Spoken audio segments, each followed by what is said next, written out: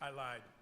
Good evening. I'd like to call this meeting of the Kalamazoo City Commission to order for Monday, August 21st, 2017. Clerk Borling, please call the roll. Commissioner Anderson. Here. Commissioner Knott. Here. Commissioner Milzarek.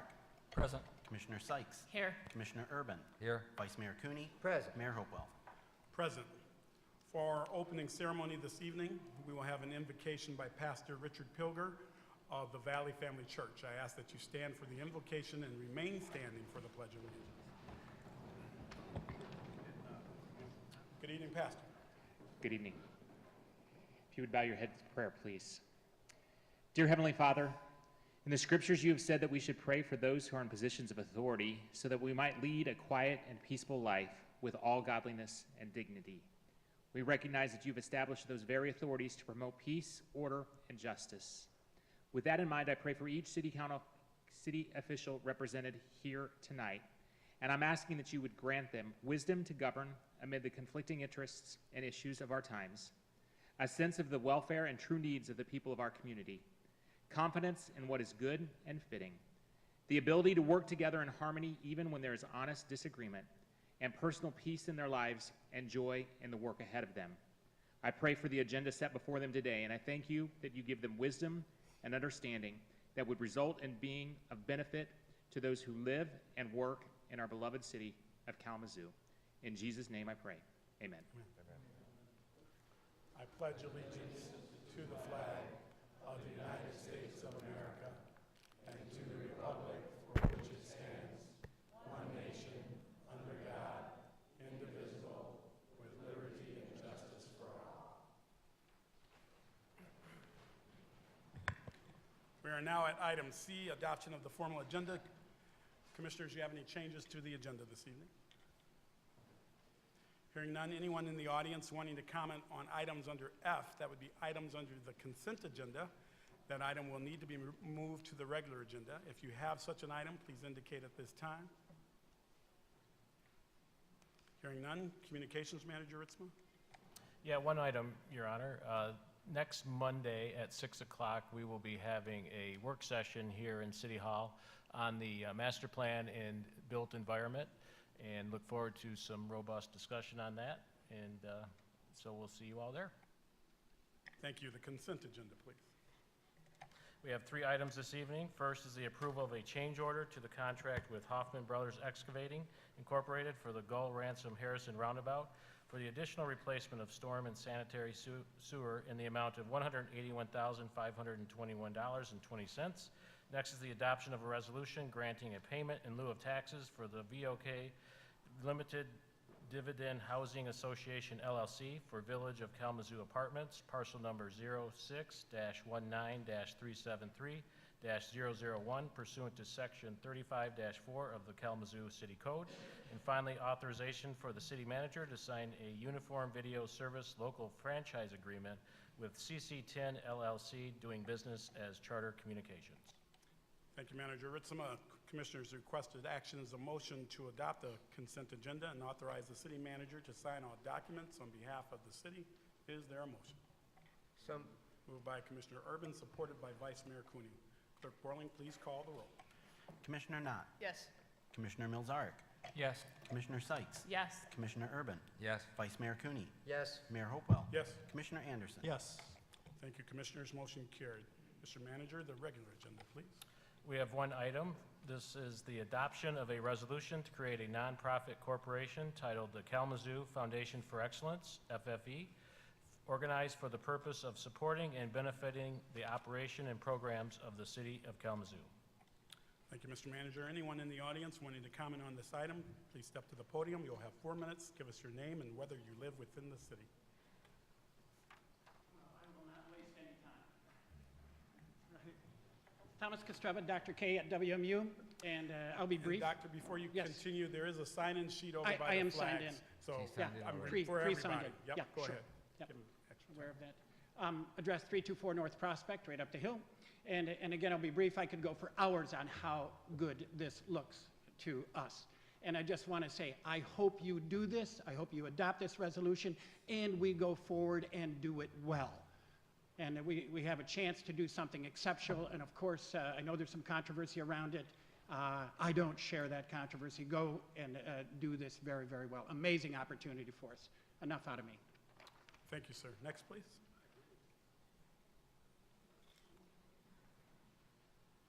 Good evening, sir. Good evening, Mayor Hopewell, Vice Mayor Cooney, Commissioner, City Attorney, City Clerk, and City Manager.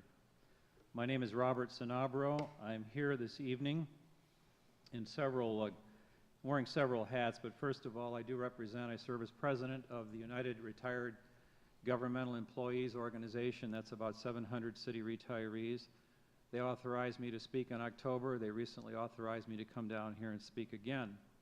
I'm also speaking as a citizen and former city official. This opportunity we have this evening has to be addressed in a serious, tempered, and measured way. There's been a lot of questions asked by a lot of folks, many of whom I respect. Due diligence has been performed. If I recall, it was back in October when this thing was first introduced. This opportunity came along. I spoke at the October meeting, and there's been a close examination of all the issues. I have no doubt that the public has had input into this matter. I feel this is an opportunity that we'd be foolish to walk away from. A good friend of mine who worked years in the city and worked somewhere else, said, we beat up a lot on each other in this community. We're very critical of a lot of things that happen. A lot of that's for the good, because we have a lot of folks who examine things, but we also have to recognize an opportunity when an opportunity presents itself. Philanthropy is not a bad thing. We have folks in this community who have stepped forward out of their own sense of community and sense of patriotism. I have no doubt about that, none whatsoever. But I can go a little further as a municipal lawyer.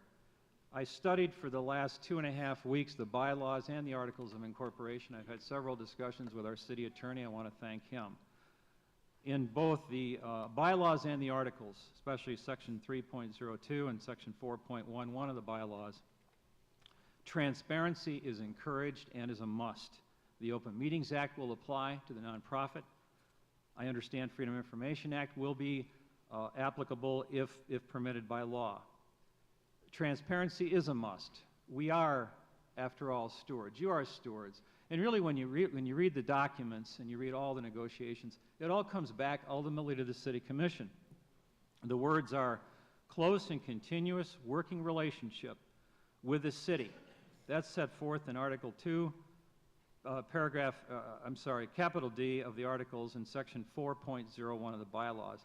That'll never change as long as these documents are there. There's a leap of faith in anything in life, whether it's our personal relationships, whether it's our public bodies, whatever. Anything worth it requires a leap of faith. I do not and will not give in to mistrust or cynicism or lack of faith. Checks and balances are present. On behalf of URGE, on behalf of those folks in the community I've talked to and myself, I strongly support moving forward with this opportunity for the City of Kalamazoo. And I personally want to thank the philanthropists. I want to thank them. A lot of folks have said, what about a thank you? And I thank them. Thank you very much. Next, please.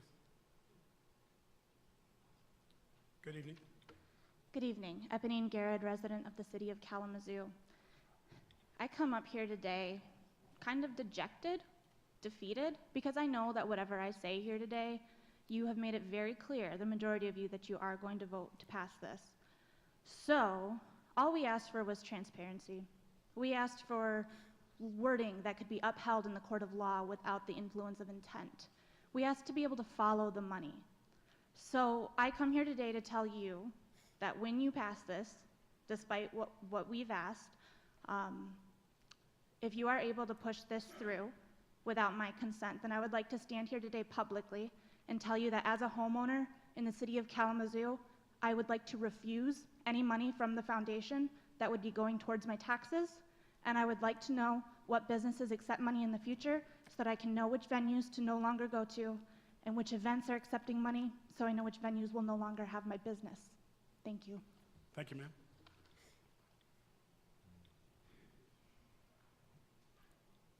Good evening, sir.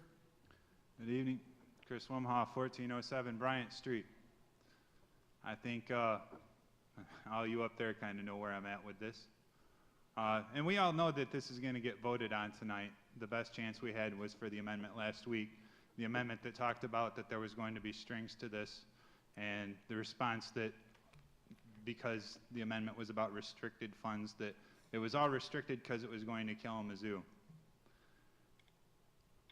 And then I've listened to some of you that have been up here for a long time talk about how this is the way it is because of people outside of Kalamazoo. People like Big Pharma and Wall Street. Those are the people that you blamed for setting the circumstances that we need to go to this. And then you go to Wall Street and Big Pharma. You want to put a third of our funds on Wall Street. You're blaming them for the problem and then going to them. You have no problem at all continuing these huge tax breaks for these big companies downtown, and then you say it doesn't work. You need help. You disproportionately put it on us residents. You even admit it. And then you're going to come up to this, and you're going to say that you want these two people who back Schneider to come in and save the city. And then you say trust them with strings. Well, for everybody in the room that doesn't know what this is emergency management for a liberal city. That's what all of this is. That's what everybody is cheering for. At what point have any of these billionaires actually reached out and helped the poor, huh? Sir, I live in Edison. sir, I'll talk where I'm talking. Direct your comments to the commission, please.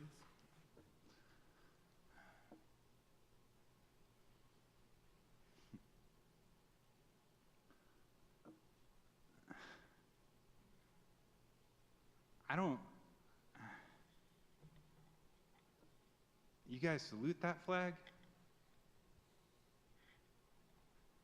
You guys actually talk about representing the people in the poor community?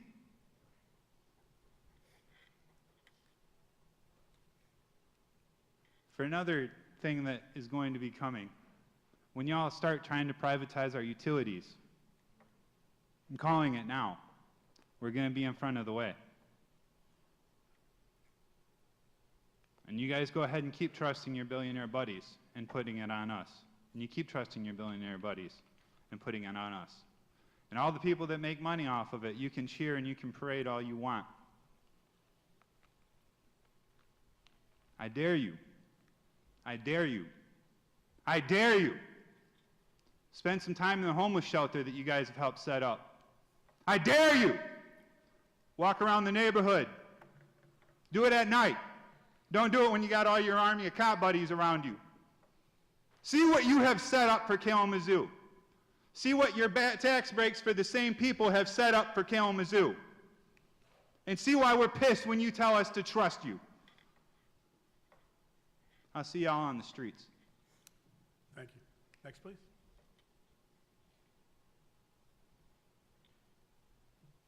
Good evening. Good evening. Thank you, Mr. Mayor, Commissioners, City Manager. My name is John Curran. I live on Jefferson Avenue in the Douglas neighborhood, and I'm here to voice my support for the passage of this resolution this evening. I know I have friends who will disagree with me on that, and I respect that. There's been a good lot of discourse over the past year around this issue. But personally, as a citizen of Kalamazoo, I'm happy with the documents that have been produced here. I'm happy with the policies that have been set forth for governance. I believe the layers of control will lead to competent management of these funds, and I think it's going to be a really positive thing for the people in our city. I understand the impulse to sort of ask what's the catch when someone offers such an unprecedented, generous gift, and I've never really been accused of being a Pollyanna who thinks that everything that's offered is just great. Some of you know that about, have just a little cynicism streak to question things, and I've looked at this from every angle, and I think it's going to be a very positive thing. The history, the track record of philanthropy in this community is one that I trust. I trust all 7 of you sitting up there on the commission to execute this in the best way possible. And so I just want to say thank you to the folks who have developed this, all the city staff and the commissioners, and to the donors who have stepped forward to kickstart this. And I think let's give it a try, and I think it could be a groundbreaking success. So thank you very much. I hope to see you vote yes this evening. Thank you, sir. Next, please. Good evening. Good evening. Fritz Klug. I live in the city on South Street. And good evening, Mayor, Vice Mayor, Commissioner, City Manager, Attorney, and Clerk. It's a little strange for me to be up here, because up until a few years ago, I was a reporter reporting on local and state issues. But what that allowed me to do is really see the state funding issue that's been going on with communities like Kalamazoo, where there's been such a cut over the years to communities, and they've been really trying to figure out how to fund services in the community, and it's really not the way the tax system was meant to be when it was created in the state. And that's why the Foundation for Excellence, I think, is such a novel and unique idea. It's part of the Kalamazoo spirit and creativity that I love so much. We've heard from people in the past weeks who oppose and question the generosity of our community, and I have to say they're in the minority. Most everyone I've talked to is amazed and thankful for the gift that's before us and the creation of the foundation. We want to be able to do these great things for our community and help out, and the foundation will provide citizens like me a way to do it. Could you imagine if I would walk into a local government office and say, hey, here's $20, I want to help out with poverty in Kalamazoo. Or hey, the sidewalks are bad, can I donate $30 for that? I don't think there's a system to do that, and the foundation allows us to do that, will allow us to do that, hopefully. I applaud the city staff and the mayor and commission for looking into this and creating the system which allows us to better our city. I know firsthand the wonderful change that a program like this can have in people's lives. I was in the first class of the Kalamazoo Promise, and when it was announced, I had no idea the impact it would have in my life. In college, it allowed me to pursue my interests, getting a degree in Latin and Greek, something I might not be able to do if I thought, debt would be over my head. And the real impact of the Promise was known to me after college when I would talk to friends and new coworkers about life, and they would tell me how hard it was for them to feel that they were ever getting ahead financially because of that burden of debt and student loans. So, I have to thank the Promise donors every opportunity I can, but I also want to thank the first donors of this foundation. If the Foundation for Excellence can have any bit of the positive influence the Promise has had in my life, it will do wonders for the city. I hope the foundation is approved tonight and we make our city better in ways that no other community can currently do. So I hope that everyone votes and do something that is unique to Kalamazoo. Thank you. Thank you. Next, please. Good evening, sir. Good evening. Andrew Argo, 1106 South Park Street. So, touching a little bit on the voice of dissent, and what that is, and how a lot of y'all up there know that I have been very critical of this foundation. Actually, I was outside shouting about it with a megaphone just a moment ago. And I do want to say, for as fearful as I was about this foundation a year ago, I am somewhat less nervous.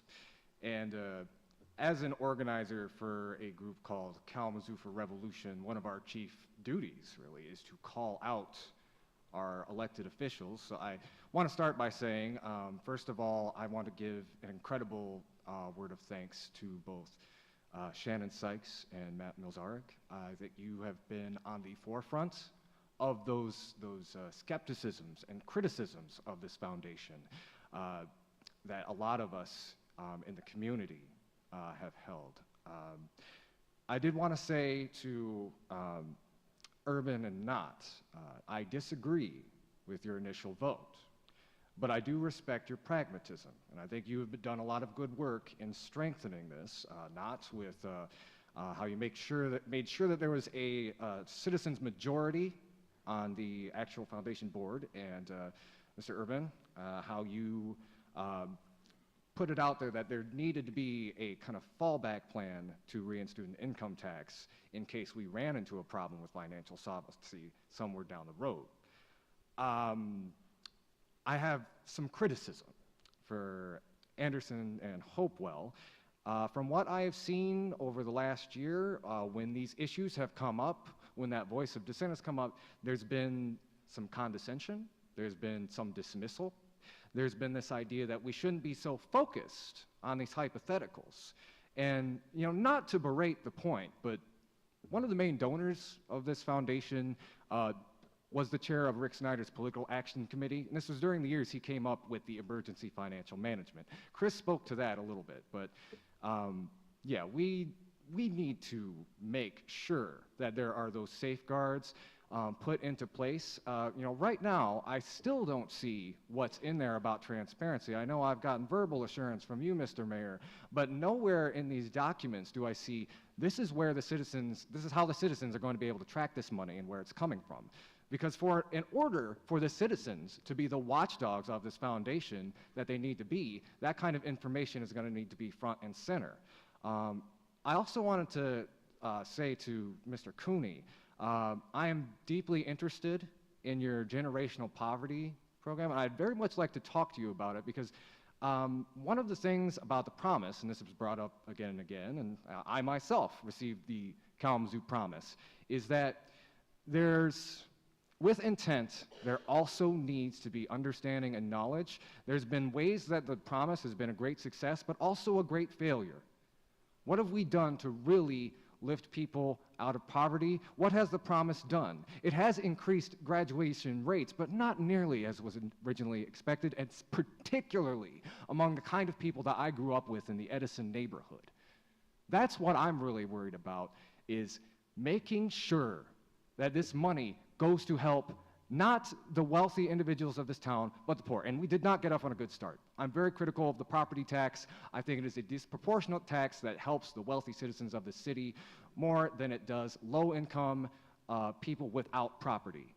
And to make me trust this going forward, that has to change. Thank you, sir. Next, please. Good evening, sir. Good evening. My name is Jim Hess, and I live at 1327 Northampton in the city. I came here for several reasons. One is to say thank you. 35 years ago to the day almost, we moved here, my wife and I, from Ann Arbor so that I could coach basketball at Western Michigan. And one of our first ventures was to downtown and through campus, and I went, wow, this is in Ann Arbor. The transformation is phenomenal. And what, in my current profession, I used to encourage young people to come and play basketball. Now I encourage people to come and live here.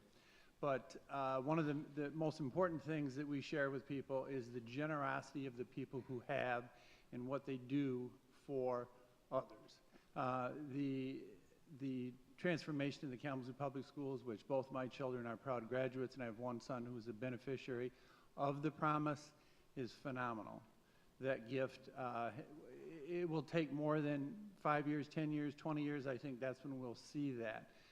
And what's going on right now with the gift, when we share with people who have options not to necessarily come here to live and to work, is they are impressed with the generosity of this community. Even the people who choose not to live within the city limits, is that what they understand, this is a place that works. We can go a little further north, and we don't see that same commitment to the public schools. We don't see the commitment to the city unless it's self-serving. And the people I work with are just overwhelmed by how this place works and the generosity of this place, and it's inspiring. Mayor Hopewell has encouraged my son, who was a beneficiary of the promise. He's now on committees within the city. He's giving back, and that's been the inspiration to our family and to other people that we know. A lot of the young people who could have left this community are coming back, and they're coming back in droves and choosing to participate, and they're inspired by the generosity of others. And so I would strongly encourage that this measure would go forward. Thank you. Thank you. Next, please. Good evening. Good evening, Mr. Mayor, Commissioners, City Manager, City Staff. My name is Bob Miller. I live at 3218 Greenleaf Boulevard in the city of Kalamazoo. I'm also an administrator at Western Michigan University, but I'm here tonight as a citizen, not on behalf of WMU. Throughout its history, the city of Kalamazoo has been blessed by philanthropy. Names like Upjohn, Stryker, Gilmore, there's many more. And most recently, the anonymous donors that funded the amazing Kalamazoo Promise.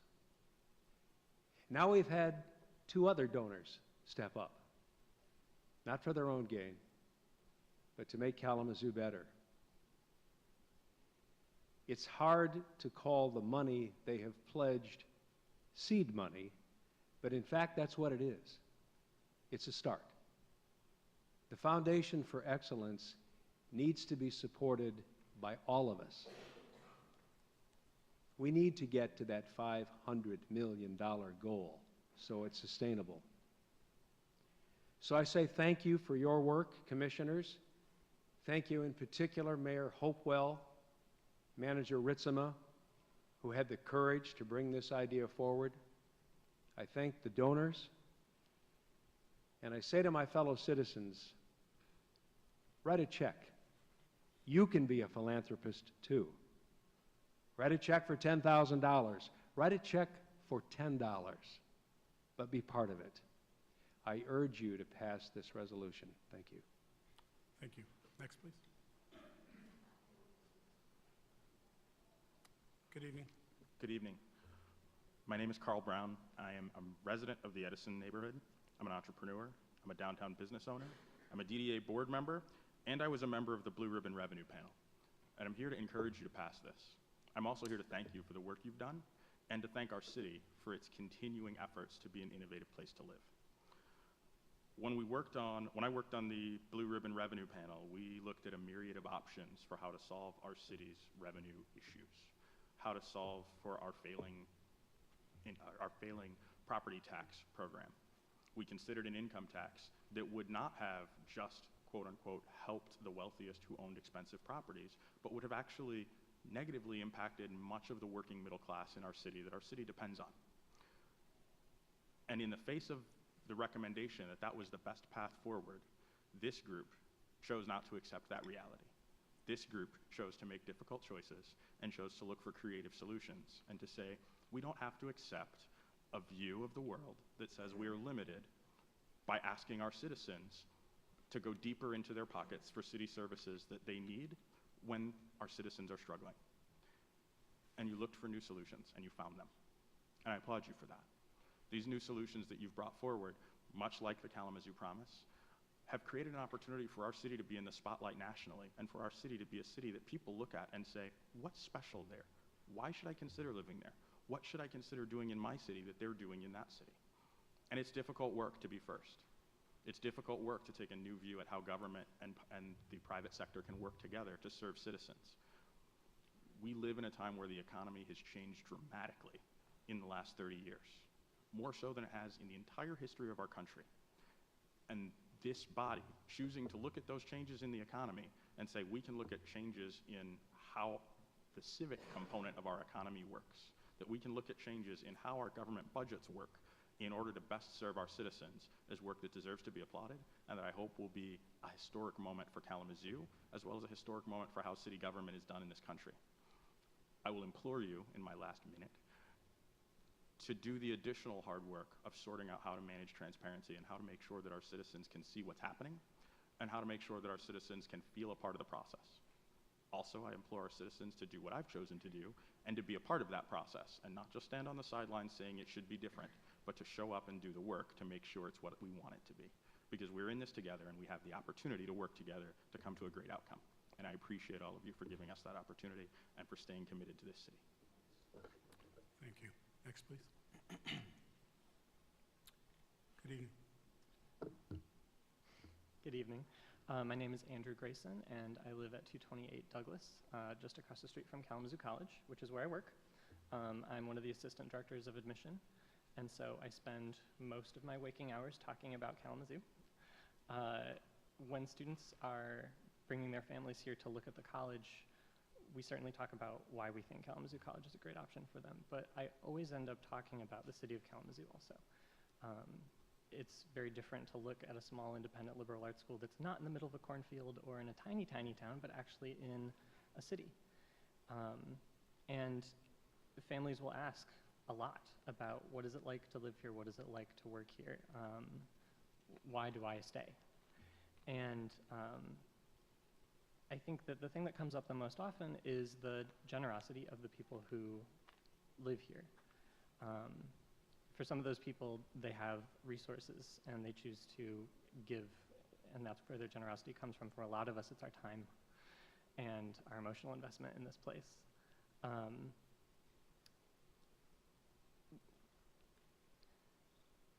I often tell them that my partner and I frequently, as we've lived here, have talked about where else might we go. We're still young, we could do that.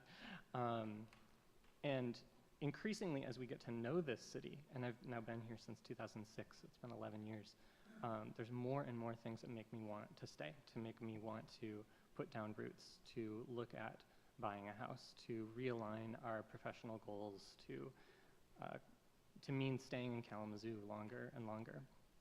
And without really intending to, this place has become a home for me. And there are many other places that I could be doing the same kind of work where that would not be true. And the reason why it is here is because there is a dynamic community. There's activity going on. There's an energy to this town. And again, so much of that has to do with having made investments. So from a professional standpoint and from a personal standpoint, anytime when we have an opportunity to make significant investments in the city, I say, we should go for it. Of course, we should be careful. Of course, we should do our due diligence. But to be a small post-industrial Rust Belt town in the Midwest and have people come here and say, this is really cool, that's awesome. And such a big part of that is the generous contributions that have been made, again, in time and in money by the people who live here. Thank you. Thank you. Good evening. Hi. My name's Jean Ogilvie, and I reside at 324 Prospect. As a proud, lifelong resident of Kalamazoo, I strongly encourage you to pass this resolution. I am deeply grateful to the donors and to the work of the commission to bring this about, and I certainly support its passage. Thank you very much. Thank you, ma'am. Next, please. Good evening. Hi, my name is Emily Demarest. I live at 3509 Loudon Street over in the Oakwood neighborhood. I, like everyone else who is here, loves Kalamazoo and is deeply invested in Kalamazoo and very active in our city. I, like our last speaker, talk all the time about Kalamazoo and how proud I am of our city government and what we do.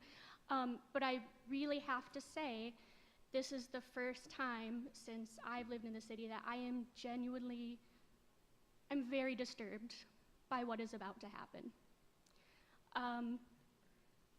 The Kalamazoo Promise is a scholarship program. It is an excellent scholarship program. I work with local nonprofits, I work with KPS students, I see the impact that it makes in their life, but the scholarship program is not our basis of our government.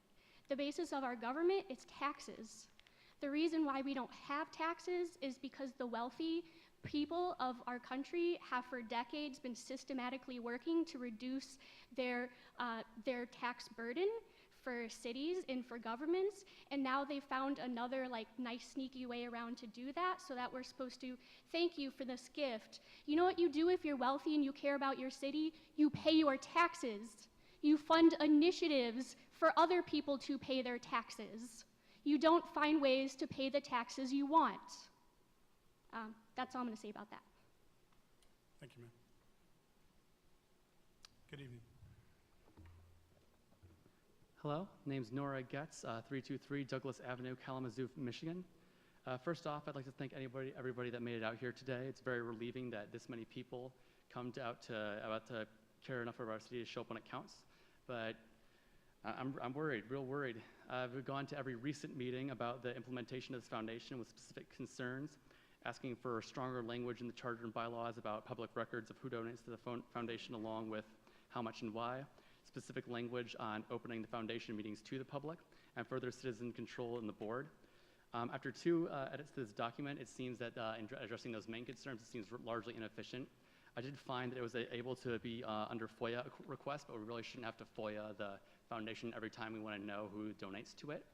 And it did mention something about coming up with event dates and choosing, but like they should be a lot more central to the document as it stands. Furthermore, the motion to prevent donor influence on city spending failed to pass when it was brought up on the August 7th meeting. I wish I advocated for stronger.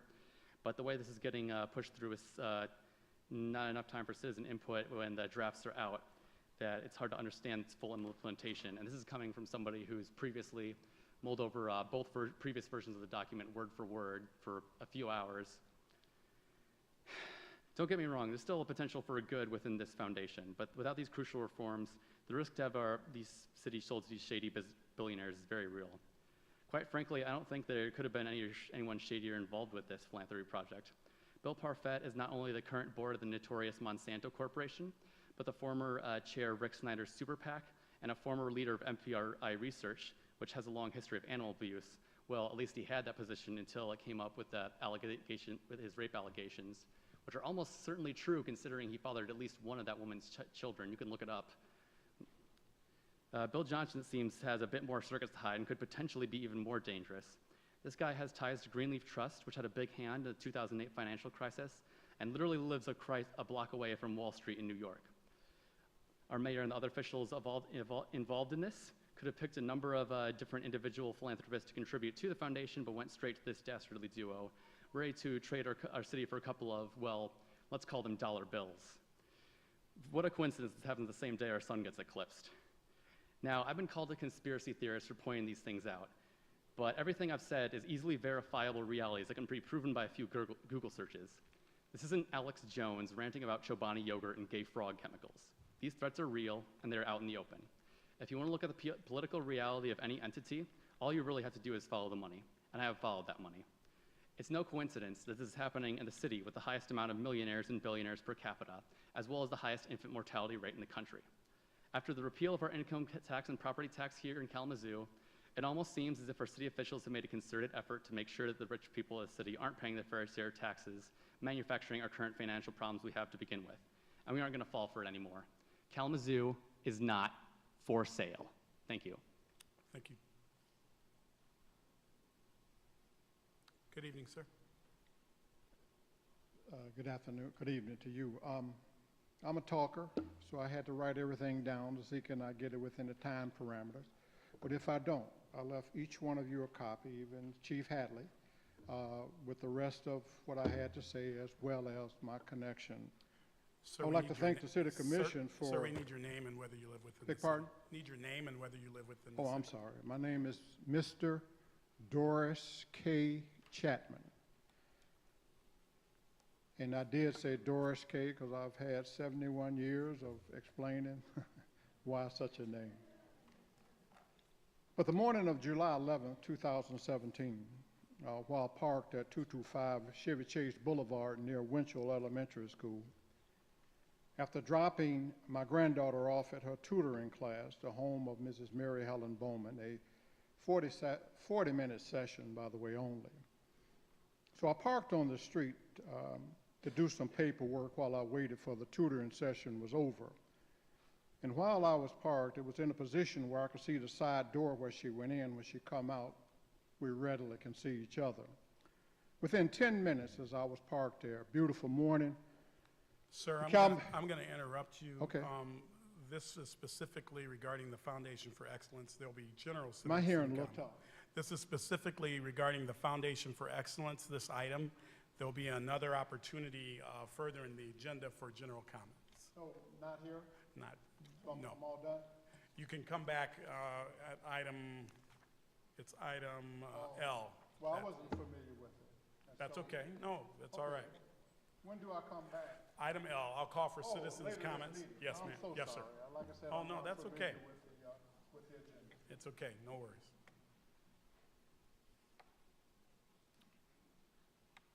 Good evening, sir. Mr. Mayor, Vice Mayor, members of the commission, staff, my name is Mark Schauer. Live in the city at 4436 Old Colony Road. I was here at the last meeting and mentioned that I was very purposeful about my new community, and that being the dynamic, progressive city of Kalamazoo. And I'm here again. You won't hear from me every meeting, but having spent time in politics and government, I learned not to take anything for granted.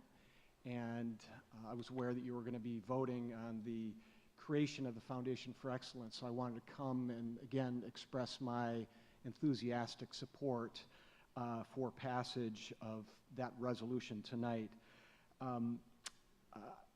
I have, as I mentioned last time, thoroughly reviewed the documents, and I didn't mention this before. I meant to, but I didn't.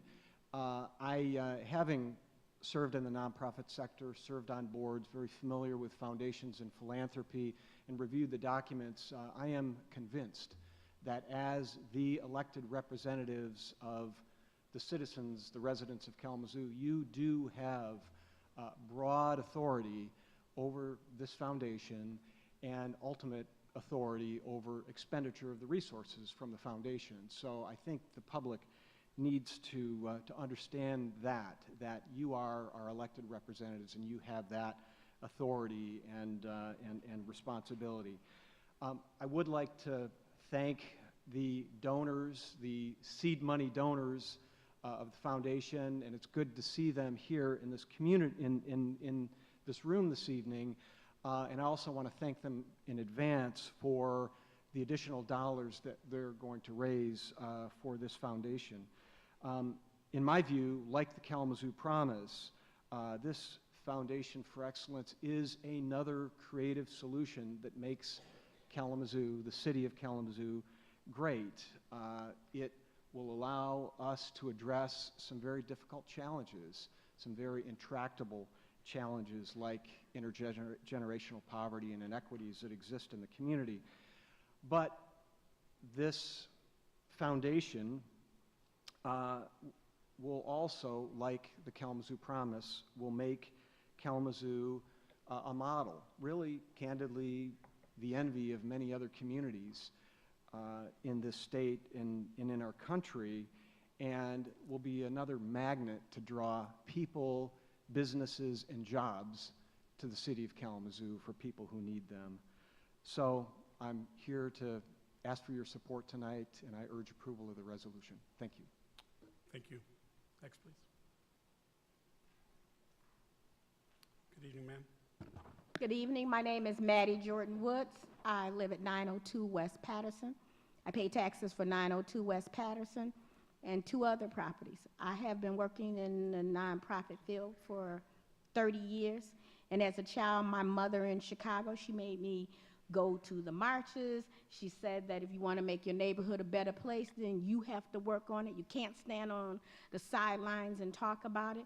And I made a conscious decision to build my home on the north side and to stay. So the first thing I want to do is to thank all of the commissioners, because I want to thank the commissioners who've asked the questions. I want to thank the commissioners who have steadfast to say that we're trying to make a difference. I'm here to support the resolution, and I've spoken before, and I frankly didn't think I should have to come up as many times to speak before, but again, I think that it's important that everyone knows who's supporting of it, and I'm not even going to knock the people who are against it. I will say that I would like to thank the donors for their belief in this city, because I know they could have given the money to somewhere else. I know that regardless to the personal issues that people keep bringing up, they still could have given the money to someone else. They still could have gotten their tax breaks by giving the money to someone else. So I want to thank them for believing in our city, and they have the patience of Job, because clearly I probably, if someone said stuff like that about me, I'd be up here saying something about them. And so that, I guess that's my lack of maturity. So I'm just going to live with that. So I sat on that Blue Ribbon Committee, and I was frustrated because I was one of the ones that said that, yeah, you should do the income tax, even though my husband was saying, no, we pay enough taxes, so don't do it. So, you know, we had a house divided, but I told him that he'll get to vote. So that's what I'm going to say, and I just hope that you will approve this resolution, that, yes, I believe you're listening to people, and I know, you know, when I don't get my way, I always think they're not listening to me either. So I'm okay with that. I'm just going to say to you all that I will be one of the supporters, financial supporters. No, I'll probably be that 10 or 100 or something.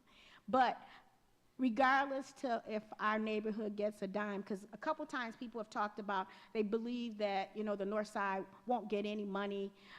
Contrary to popular belief, groups get money all the time for the north side, and the north side don't get any money. So to say, ooh, don't take this money, that is going to be different, it's not.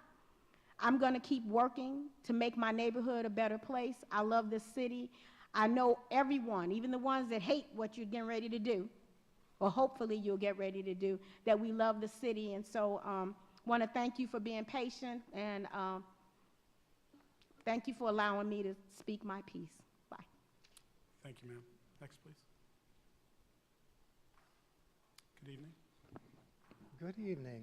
My name's Thomas Dewhurst. I'm a City of Kalamazoo resident, and I'm here to thank you and to express my appreciation and support for going through the difficult challenge of trying to be open-minded, to hear both sides, all sides, to try to craft something that is positive, that creates an opportunity that only comes around maybe once or twice in your lifetime to make a difference in your community. This has the potential to help us with our infrastructure, to help deal with poverty, to help improve our neighborhoods, to improve the quality of life for everyone. So just want to say 100% behind what you're trying to do. Let's go forward. Let's make this positive. And anyone that can, please donate. Thank you. Thank you. Next, please. Good evening, ma'am. Hello, commissioners. I want to say, first of all, thank you for the work that you've done. Ma'am, could you give us your name and where you live within the city? Sorry. That's okay. Tammy Hibner, 1314 East Alcott, Kalamazoo. Sorry. I want to first of all thank the commissioners, especially the ones that have dug in and tried really hard to give us some time on this and to work on transparency. And I really, really hope that transparency is what we have. And I ask that the community be as involved with how this money is spent. And please, I'm hoping that you'll go to the poorer communities, Edison, the north side, the east side, hoping that you'll go to the poorer communities and ask them what they truly need instead of having some brain that doesn't have any investment there. These people that are donating,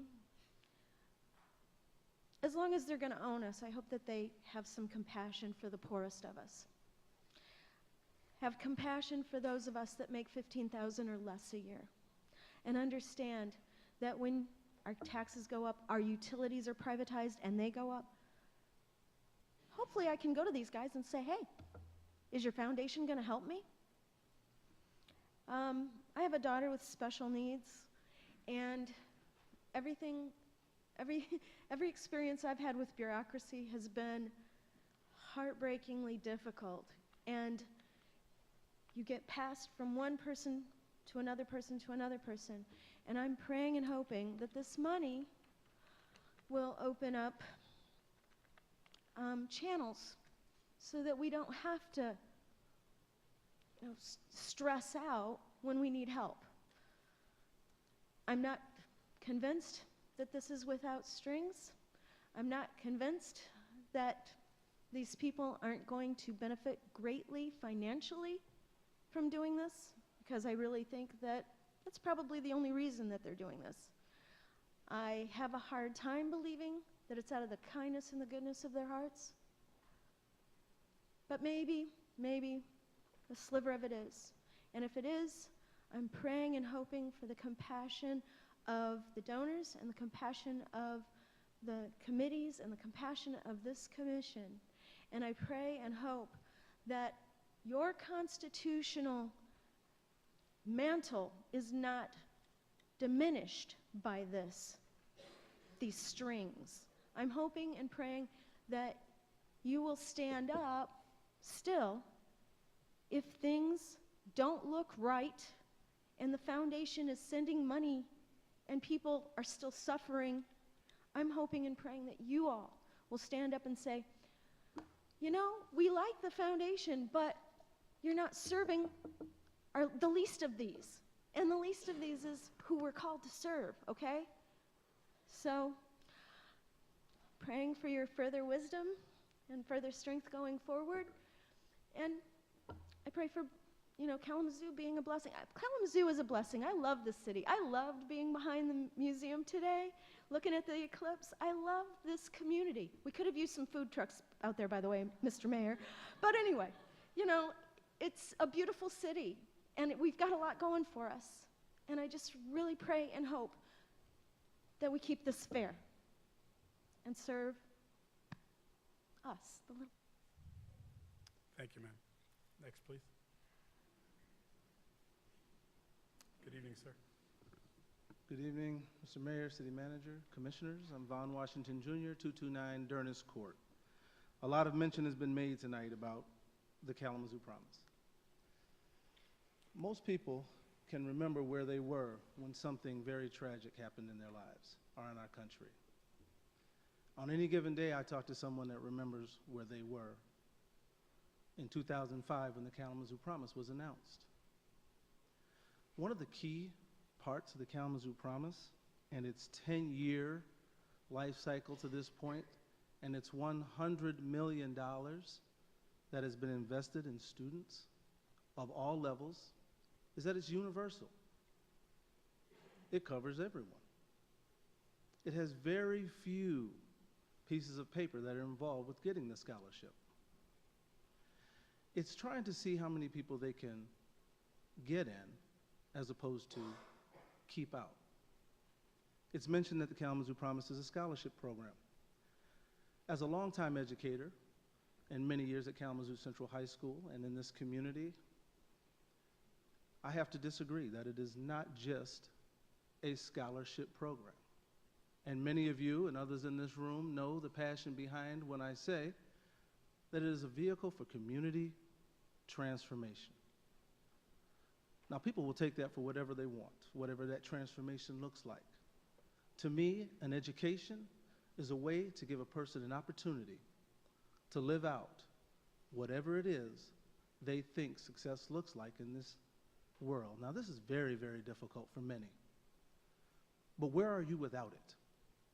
And what are you doing without it? And in the absence of it, what is the other solution? Now, there's over 80 communities that we're aware of that have started Promise programs. None of them have the generosity that we have. And when talking with any of the other communities that call virtually every day, their community leaders have gotten together and realized what many of these leaders in our community have realized, that there's not a lot of help coming from the outside. We're going to have to circle the wagons, and we're going to have to do these things for ourselves more and more. Communities are faced with having to raise themselves up. Those that are progressive, those that are looking forward, might just have an opportunity such as this.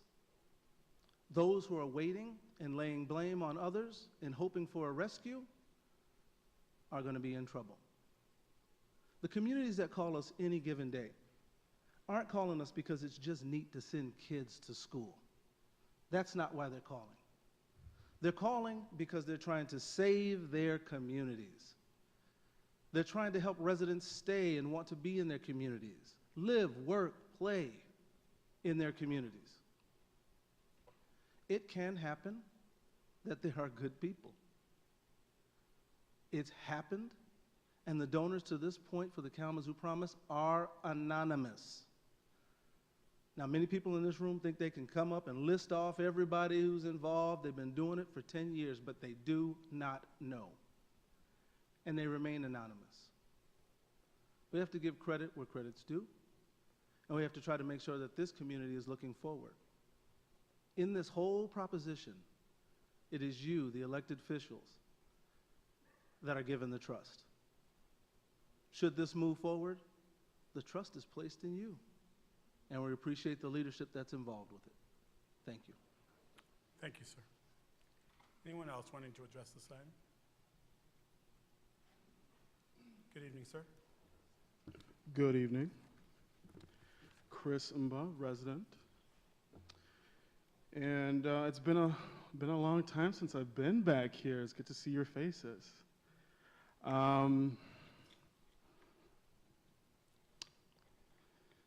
This is an interesting proposition. It creates a very dangerous precedent.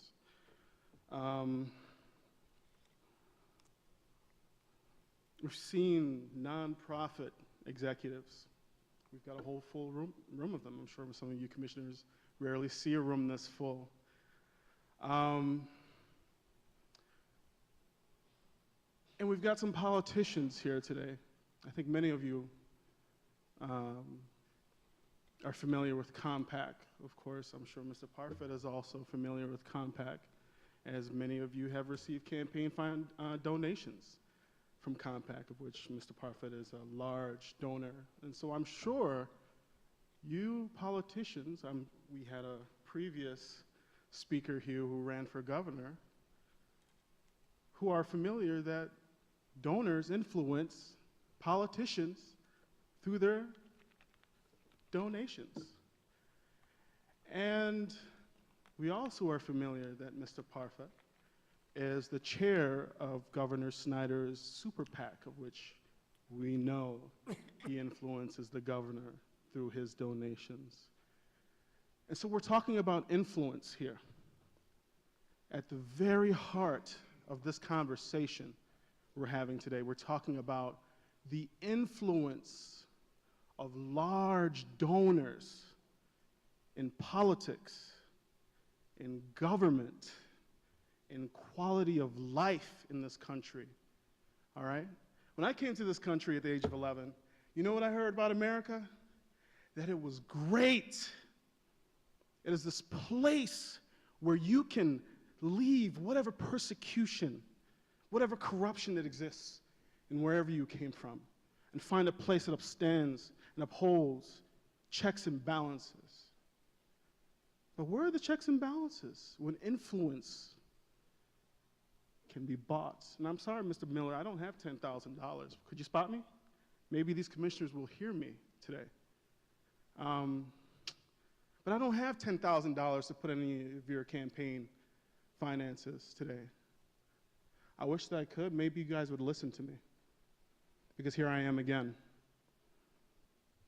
And all I have is my voice. All I have is my vote like many of the people who have come here today. We don't have the money to influence you far beyond our voices and our votes, like Mr. Parfit here. We don't have those kinds of finances. And so, what kind of democracy will we have in this country when we can buy government just like that? $70 million? My God. That's amazing. That is incredible. But is that a donation or is that an investment? And is he a philanthropist or is he an investor? And after the money has exchanged hands, who makes the decisions about our government? Because you know what? I think he's standing in this room today. Thanks, guys. Bye-bye. Thank you, sir. Good evening, sir.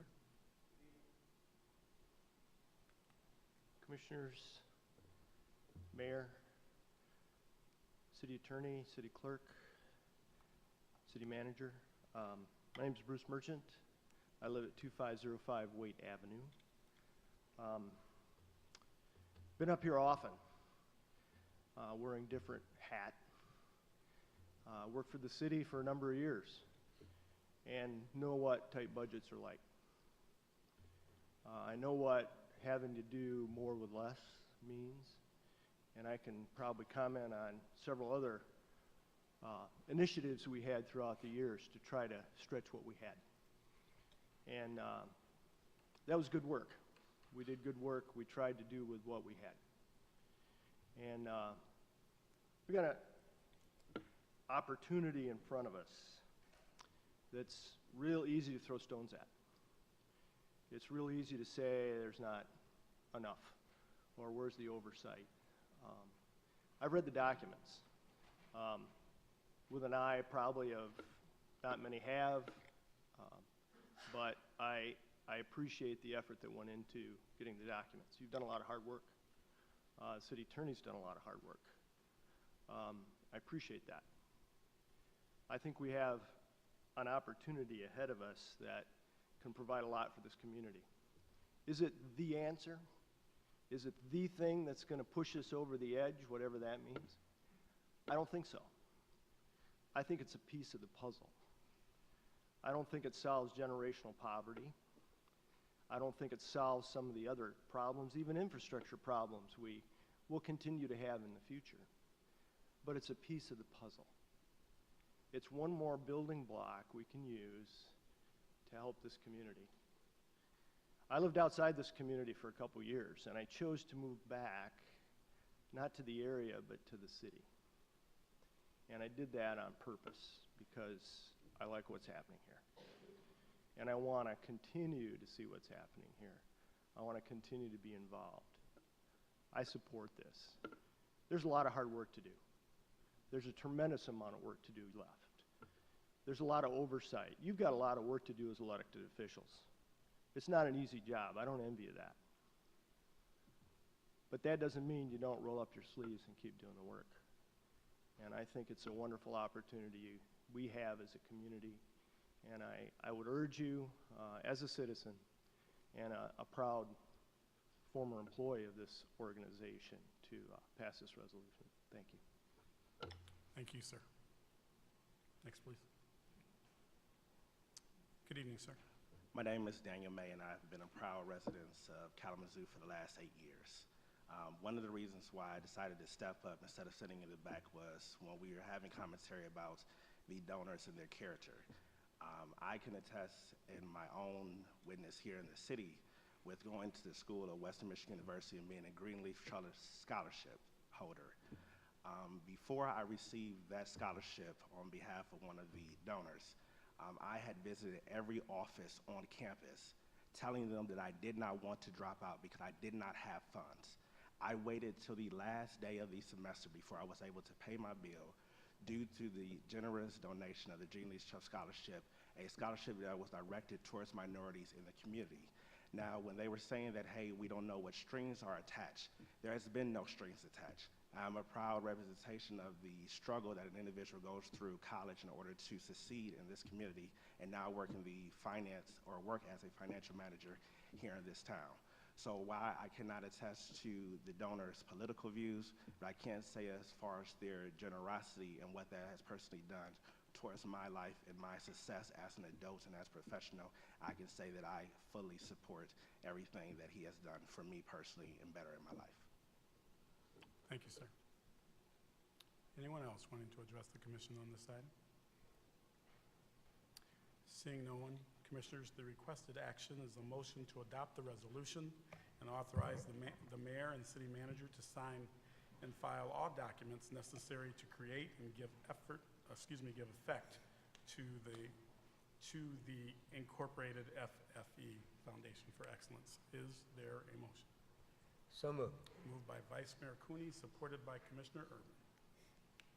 We are now in discussion. Commissioner Sykes? Yeah, I'll go ahead and jump in here. I'm going to ask folks to forgive me in advance. It's been a long couple weeks, and I am exhausted. And so if I am not as articulate this evening as I often try to be, my apologies. I've upset a lot of people in the last couple weeks. Said a lot of things that made a lot of people uncomfortable. Unfortunately, I am going to continue that trend tonight, and a vast majority of you are not going to be happy with me. I say that with all the love in the world, I really do. I do love my city, and some of you who have spoken tonight are my friends, personal friends. My disagreement with you all tonight is not a reflection of my feelings about you personally. You know, a lot has been said about the history of the city and how great it is. Please understand that the history of the city has been experienced in different ways by different people. And to not acknowledge that would be to ignore a lot of that history. Last time we met, a couple weeks ago, a question was posed about my choices in regards to my children and the promise, and whether or not I would be willing to turn down promise funds the same way I would these funds. I want to be clear. I think questions about my kids' personal lives are off limits, and I hope they will remain so. That being said, I am actually glad the question was posed, because the honest answer is no, they won't be. And I'll explain why. I love KPS. I was a KPS student. KPS didn't always serve me the way that I needed it to. And I was a real problem by the time I got to high school. And I dropped out. It was a long time before I got my life back together. The truth is, KPS, as hard as they try and as amazing as our teachers are, is not always able to serve some of the most vulnerable in our population. As of right now, I had to make the decision, actually very recently, to pull my kids and homeschool them. This was not because of a failure on the part of the school. Our teachers are fighting really hard to do a lot with very few resources. But my son is now in therapy based on how tough his year was last year, and it's just not for him. Again, that is not an indictment of KPS, but it is to say that I would not risk his mental health or his well-being in order to accept a great gift. I have 4 kids. I save up every single month to put them through college, and there are times I can't pay my bills, if I'm being honest, and bills are late. But I will always do what's in their best interest, regardless of how much money is offered. And as such, as an elected representative of this community, I will always do what I feel is best for the people in this community, regardless of how many dollars are offered. There was a missed opportunity. We talked about this 2 weeks ago. We had an opportunity to honor our commitment to no strings attached, and we chose not to. Even after a public marketing campaign we underwent to convince our constituents that there would be no strings attached. We missed an opportunity to ensure that there would be diversity on this board, especially racial diversity. After Charlottesville, that feels especially egregious to me. I was told we couldn't ensure the racial identity of the foundation because that would be tying folks' hands and making it too hard for them to do their jobs.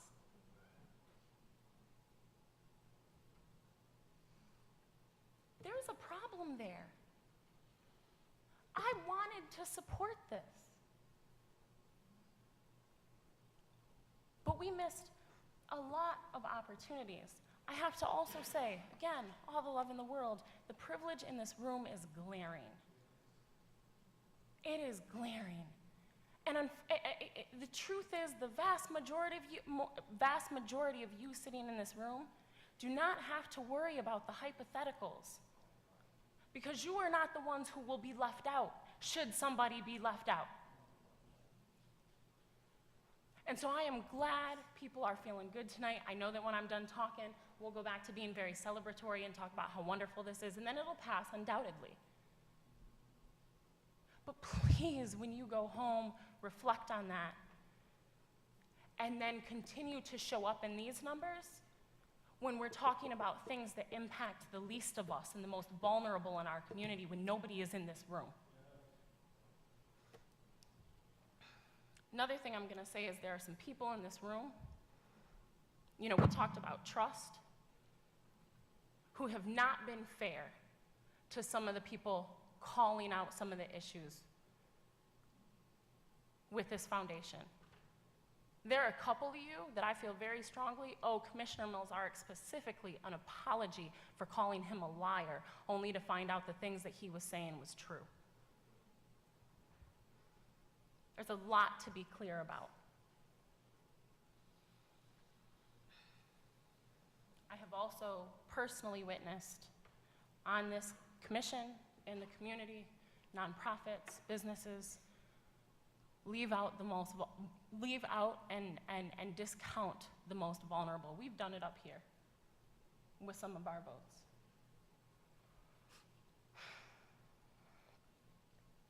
I had one real requirement to support this foundation, and that was the ask that, again, we honor our commitment to no strings attached. It was you, Vice Mayor Cooney, who sat when we first introduced this to the public and said, it doesn't work unless we get the money and hands are off. I still remember your body language. But it works now. I've said it before, I will say it again. This is a government. This is not a business. This is not a nonprofit. I have worked in the nonprofit sector. Nonprofit sector has issues. Government has issues, but they're not the same thing.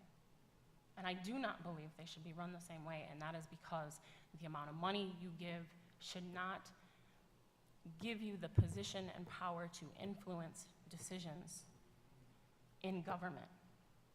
And it does too often, and this just takes us further down that road. And again, apologies. There's so many out there that I love and respect. Respectfully, I think you're wrong on this. And again, it'll pass. Please consider the privilege that you have. And again, start showing up when the marginalized in our community and the most vulnerable and the folks left out are being ignored when they have real issues in this city. Thank you. Thank you, Commissioner. Mr. Milzarek. I'm going to ask that you not disrupt the comments, please. Thank you. We would listen to everybody. Just respect the order of the commission. Commissioner Milzarek, please. Thank you, Mayor. I want to thank everyone for coming out tonight and speaking on the issue. Thank Commissioner Sykes for her comments. Been a long road, no secret where I've been on this, but also have been appreciative of the opportunity to weigh in on these documents here. We always said the devil was in the details, so we got to do that work and we got to do it in public. And I appreciate that from all my colleagues up here and the folks who've come out in the community and spoken on this. For me personally, I feel that we have a little bit more work to do to make these documents represent the ideals that we presented a year ago. So without it reaching that goal, I'm not able to support it. I'm sure it will pass regardless, but I at least felt the public needs to know the reason for my vote. And I guess my only other comment is that, this is a significant, first of its kind model for funding government. It's not a nonprofit. It's not a regular charity or foundation. It is a one-of-a-kind, unique, new entity in America. And I don't say that to be alarmist or to be negative about it, but just to call it what it is so that everyone, whether you're here tonight or at home supporting this or opposing it, no matter what side you're on, know that it's new, it's a first-time thing, keep an eye on it, and hold whoever's sitting up here at this dais in the future accountable to what you think this needs to be for transparency. Thank you. Thank you, Commissioner. Commissioner Urban? Thank you, Mayor Hopewell. Well, I have several comments I'd like to make that might seem a little disjointed because they were gathered during the course of the evening. First of all, I'd like to thank the donors, the two principal donors who are here with us this evening, and I also want to thank the city manager and Mayor Hopewell for their creativity and their persistence in bringing this about. This is a joint creative effort from the governmental sector and the elected governmental sector and the private sector. So I want to thank you all as well as the donors. The next thing I want to say is, by way of reassurance to you in the audience and watching on television, that this Foundation for Excellence is being set up under IRS rules as a supporting organization. That means the foundation supports the city in the priorities that it has. Those priorities have been approved and held constant for ever since I've been on the commission. It began with a retreat that we had in 2014, and they're still central to the donor's intent, and they're mentioned in the bylaws. So it's not that the Foundation for Excellence is going to be controlling the city. It's going to be the Foundation for Excellence is going to be supporting the city. Now, one could say, well, how do you know? Well, we have to go on trust. And so far, I've been satisfied that we've been building trust throughout the process of developing this to this point. There will be further tests of trust between us, and frankly, if there are not challenges, how will the trust build?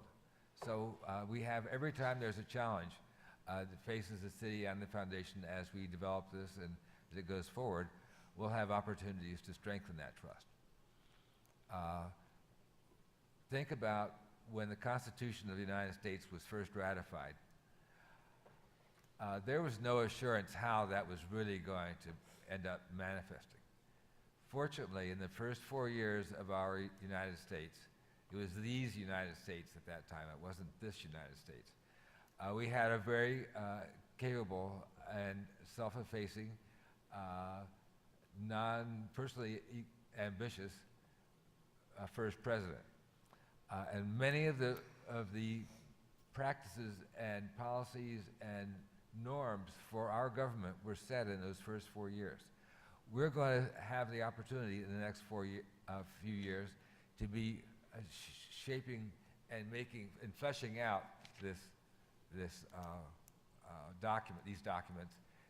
And each time as we do this, we have repeated opportunities to strengthen the trust and the workability of all of this. I'm looking forward to doing that. I'm confident that we will have a great deal of success, but I also expect that there'll be some bumps too. And I welcome them because we learn from them. The next thing I'd like to say in connection with that is expression that is sometimes used in Isaac is among the faithful there especially is we proceed by faith, not by sight. And that I think that applies here. The way I would say it is when you're walking down the street, you can't see very far except straight down the street. But in order to know what direction you're going to take next, you have to go down the end of the block. And then you can look around the corner and see what's there. So I'm in the stage of walking down to the corner and looking around and making the learning and adjusting that has to go on at that point. And I'm thinking of that as an adventure. Many people in the community regard it in a similar way, and I'm excited about that. Finally, about transparency, I'm hoping that throughout the document that we're seeing this evening, the bylaws and so forth, it talks about items that are to which FOIA regulations apply. I hope that in the course of fleshing all this out, that any document that's FOIAble, it simply be made available online. People shouldn't have to hunt those things down. They ought to be right there for all of us to see. If it's possible to get it, why not just put it out online and we all can see it? Things like that will help build the transparency and the confidence in each other. Because the donors, maybe not necessarily the ones, the principal donors, but others that they hope to attract, may have some skepticism on their part. And for this to work, we're going to all have to really pull hard to raise the kind of money that's needed to really avoid the eventuality of having an income tax. The work's not done yet. So I'm enthusiastic. I'm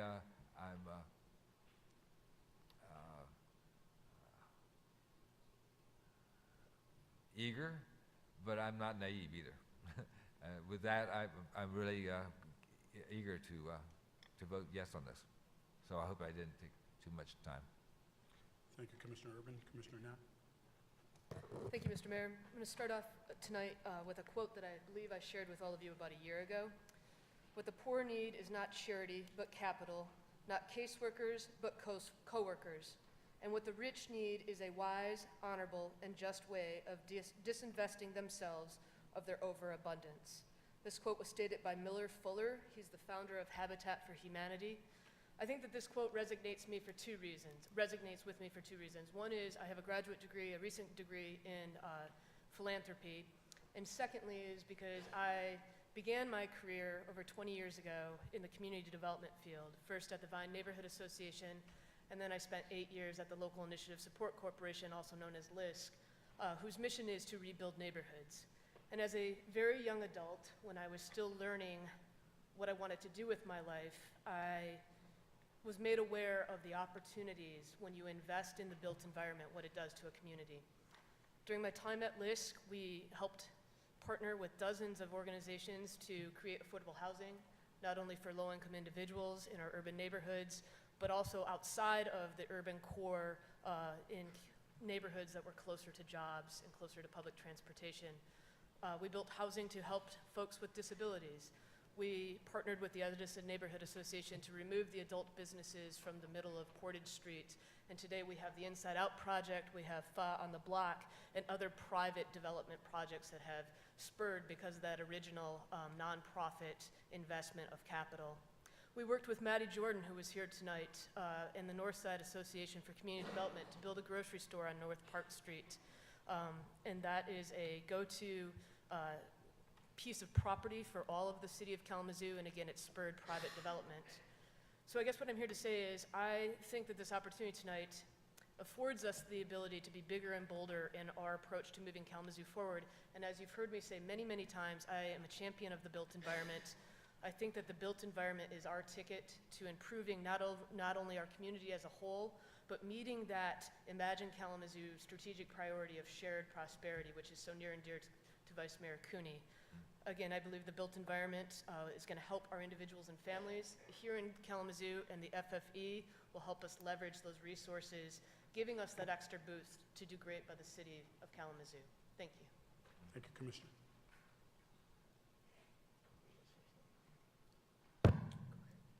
Commissioner Anderson? Okay, we'll tussle about who goes next. Thank you, Mr. Mayor. So just before I start my comments, I just wanted to recognize, I guess, a couple things just reflective of all that. And that is that, and this is, you know, in sympathy to what my colleague here, Commissioner Sykes, has mentioned, is that it's been a rough couple weeks here in this country, no doubt.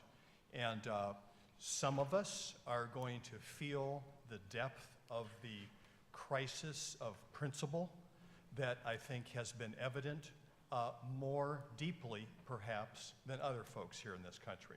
But I don't think anyone who pays any attention at all is immune from that sense of crisis and questioning and looking at our basic values and what we stand for together. I don't think anyone's immune from that. I'm sympathetic to that. I recognize that.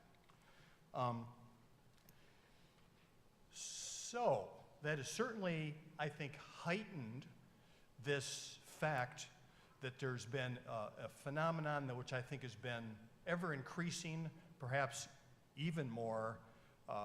Trajectory has changed even in the last 6-7 months. And that trajectory is leading us in a way that I think is also deeply disturbing to many of us that live in this country and this city and believe in it.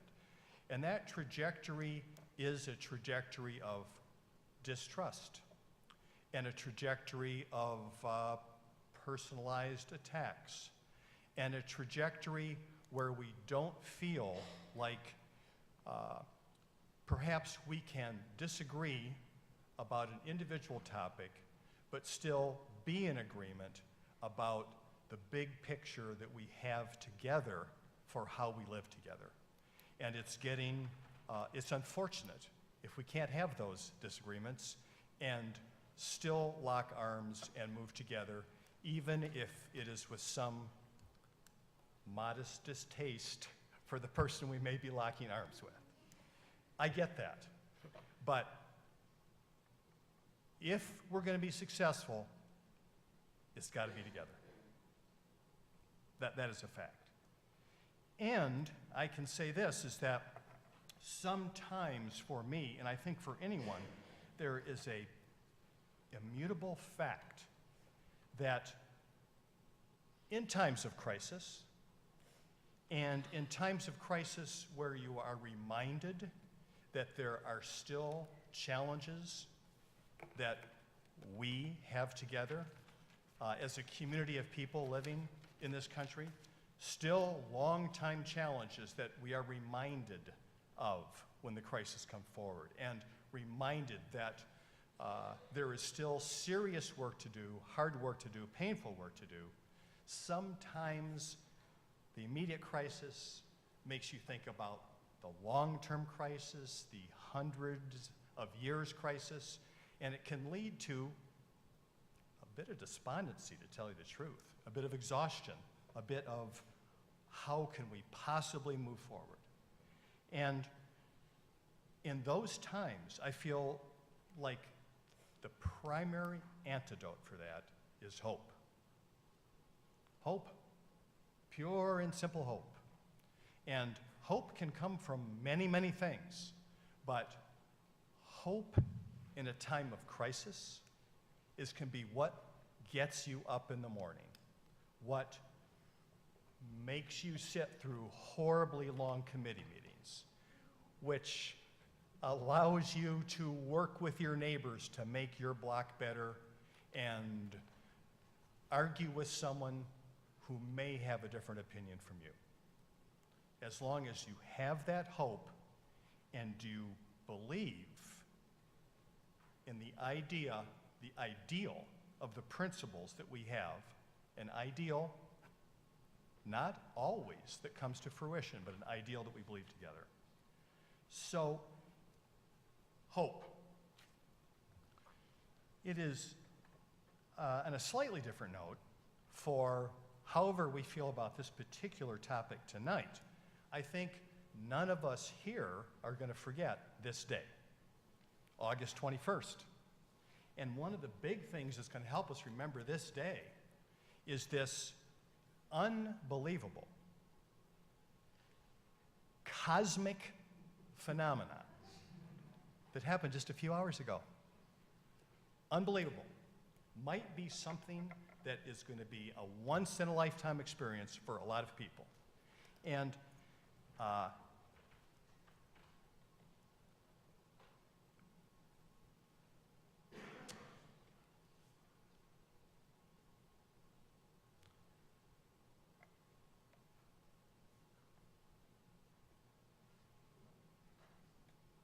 so related to that, I had a daughter today who lives in California who decided that she wanted to be in the band of totality, this 70-mile wide band that went across our country from one end to the other.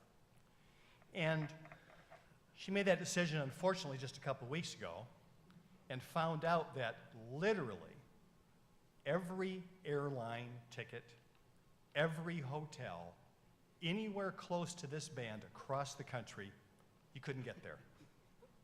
Tickets were sold out, rooms were booked, and so she lives in California, and so she began to look down this line for some place that she could get an airplane ticket, which turned out to be Chicago, closest place.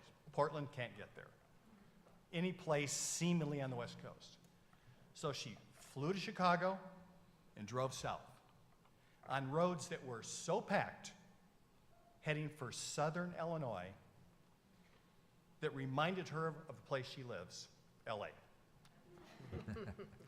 Never seen before on these roads in southern Illinois, literal parking lots. And it felt like to her, and I think she wanted to experience this as much as the actual event, it just felt like it was a grand coming together. And it was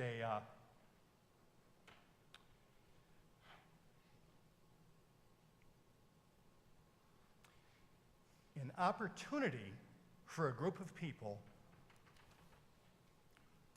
from all different backgrounds to witness the grandeur of it all together.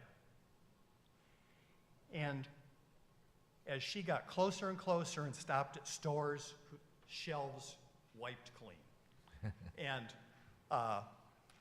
literally, people off to the side of the road, literally like a great migration, just to sit for what ended up being a few moments in one of the epicenters, Carbondale, Illinois, and experience this together.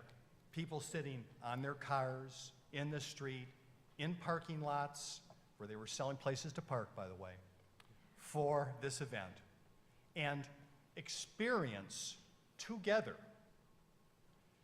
that we are in the same situation as human beings, and that this represents the feeling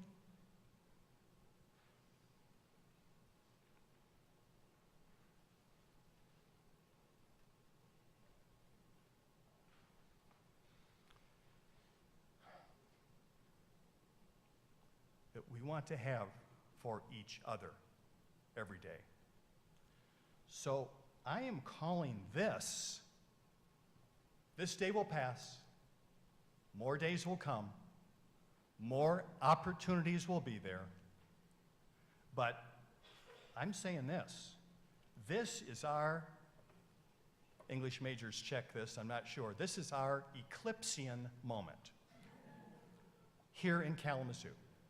This is our moment to look at an example of giving and ask ourselves again, how can we be part of that giving? What are we going to do from this day forward to be part of addressing the issues that we all care about. That's one of the foundational principles of this foundation. Addressing generational poverty in the city of Kalamazoo. One of the principles. How are we going to take this moment to commit ourselves to that goal? Link arms together. It isn't just trust. I'll have to disagree with my good colleague Urban. We have articles of incorporation and bylaws. These are the documents that are going to address how this foundation operates. It's not trust. It is trust made manifest in the words that appear here. But that despite how we all might feel about this particular action tonight, there's one goal that we're all working towards. And that goal is a better Kalamazoo, and more so, a better Kalamazoo for people who live here who feel that they have been left out and left behind. Let's do this work together. Thank you, Commissioner. Vice Mayor? Thank you, Mr. Mayor. So I'd like to put in context what we're doing tonight. We live in an unjust society. There is tremendous inequality in our society. And social mobility, the ability to move from being born into a poor situation in this society to a higher, is more and more difficult. Much more difficult here than in other industrialized countries. So inequality is real here. Racism is real in this country, as Charlottesville made so very plain to us. So we live in a society which is unjust. That's where this city is. We're not trying to change all of that society tonight. We can't. We need to fight to change that society. But we live in that society. And within that society, we want to do the best we can in this city for the people in this city. And it's been more and more difficult for us to do it here in this city. I've been on this commission for 20 years, and we've lost a third of our workforce in the city. Poverty has not gone down in our city, but the number of people living in poverty in our city has increased. People in this community have made enormous efforts to help people to a high quality of life. But it's a struggle. The Promise has done wonderful things for this city. But the Promise is not the end of it all. Anybody that works with the Promise knows that more has to be done to help our young people succeed. Many cities are not able to keep up at all. They're falling further and further behind in trying to help their people to a decent quality of life. We have an opportunity tonight to help our people.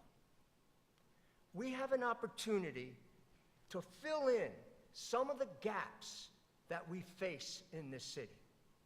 We have an opportunity to reach out to the poorest people in this city and put some resources at their disposal that we couldn't do without this gift. And we have to seize this opportunity. So I think tonight's a night for celebration. I think this is a wonderful thing, and I thank the donors for stepping forward.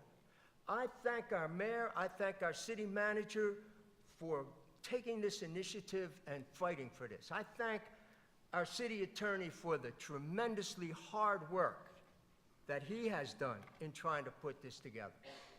And I'm glad that Commissioner down the end here Commissioner Sykes has reminded people that I said that the only way this works is if people put the money on the table and take their hands off. Because that is exactly what these documents say.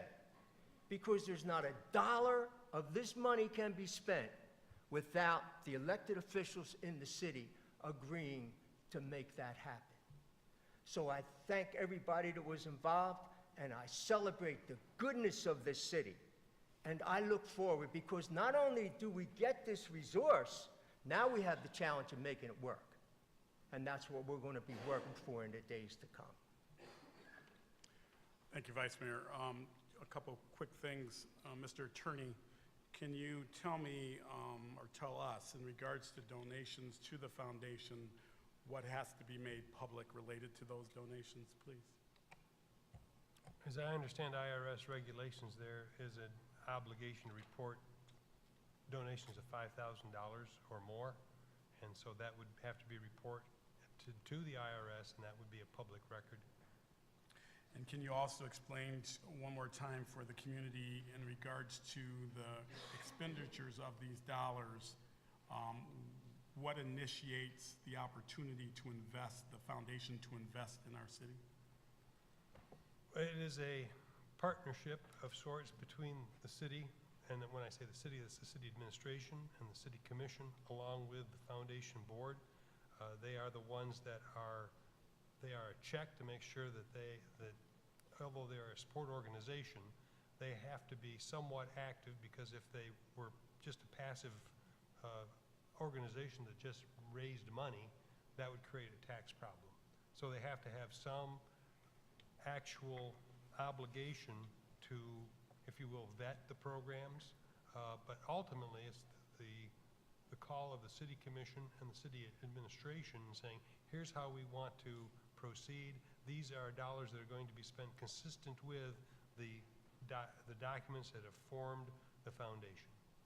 So the action is initiated by the commission and administration in regards to delivering the thinking of expenditures related to the foundation. Yes, the way it's outlined is that there would be a meeting just before the budget about this time, and there would be if you will, the ask in terms of the city administration saying, the manager saying, this is what I'm looking for the next year's budget.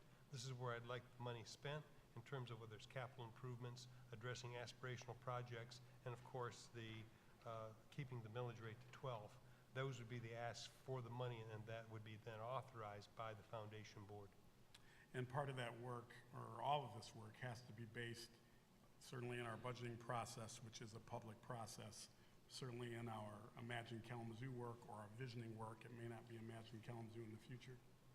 Correct. And then are the meetings open to the public? Yes. Of the foundation?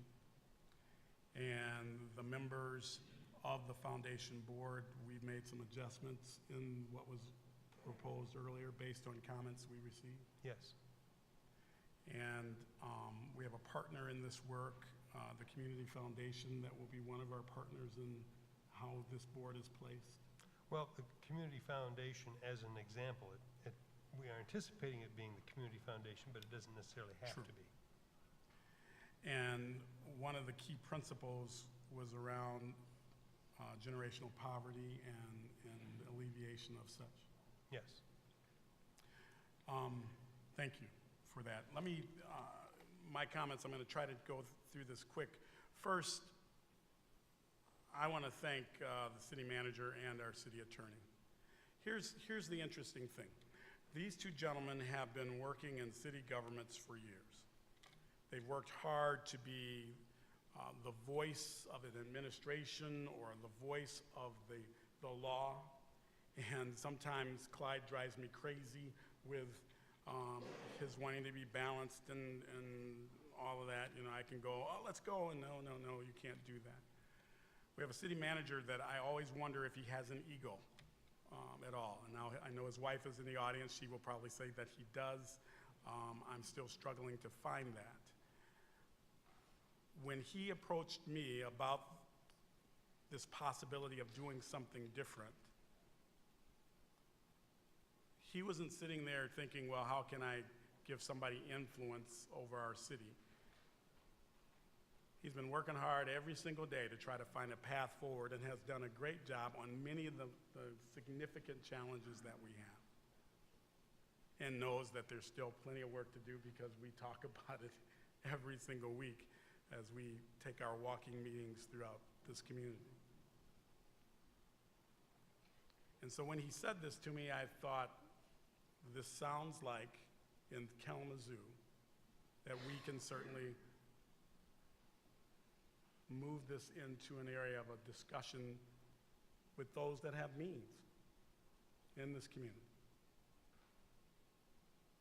It was an amazing conversation because our brains were similar in regards to how we could affect change and how we could create opportunities for Kalamazoo. Been sitting in these meetings with so many people, in these larger meetings, but in these meetings with certainly our lead donors and our lead campaign individuals, Mr. Parfit and Mr. Johnston, and hearing their voices talk about poverty and hearing their voices reminding us that we have a city vision that our citizens participated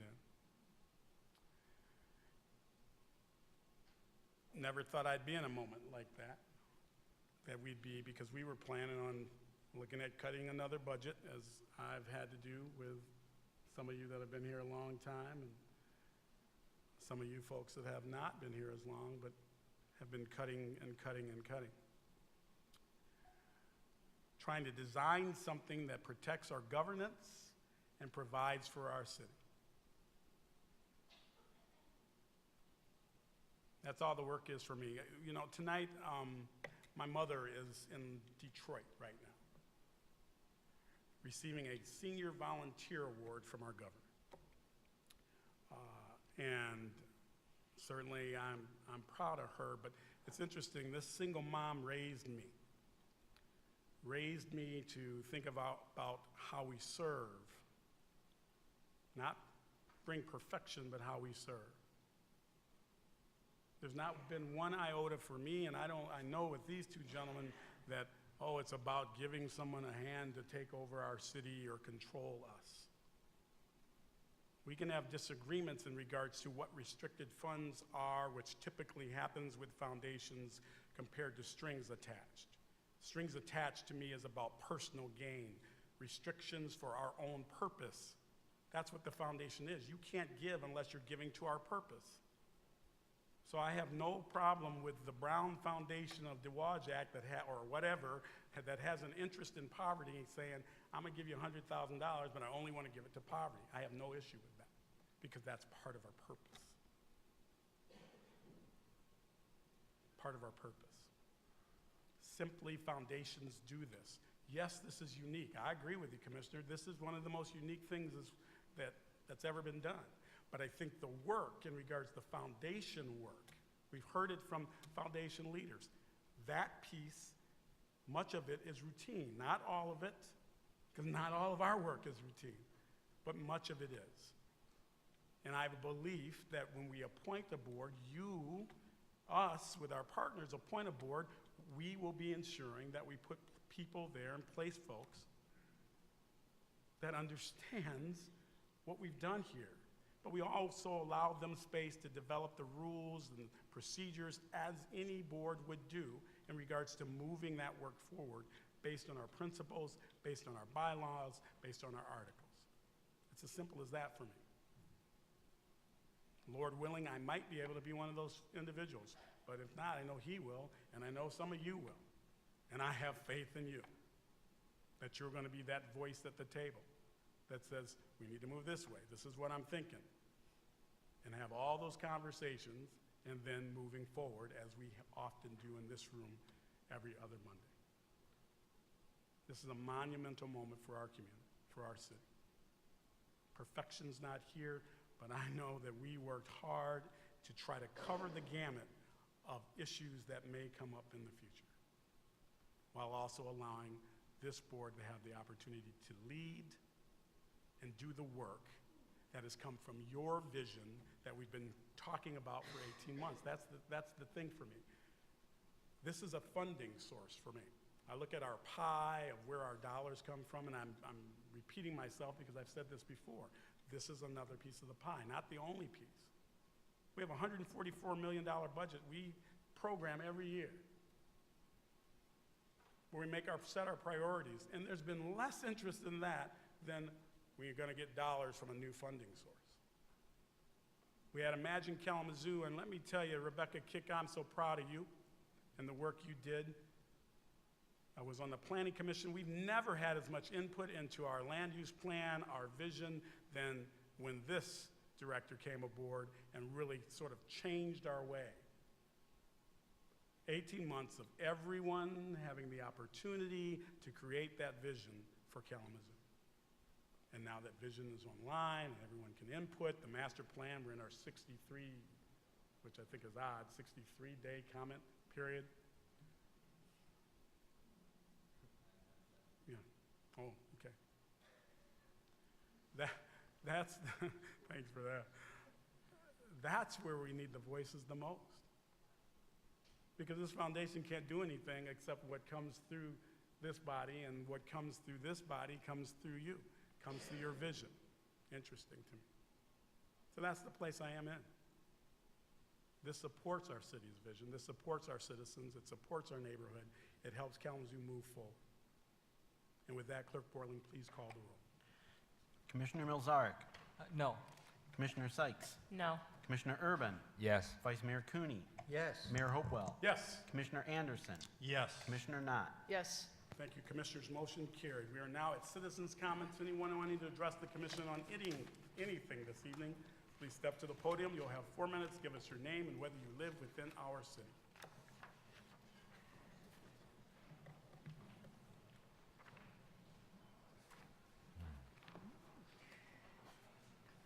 Hello, City Commissioners. My name is Nehemiah Scudder, and my legal name still is Asha Kazad, as many of you know.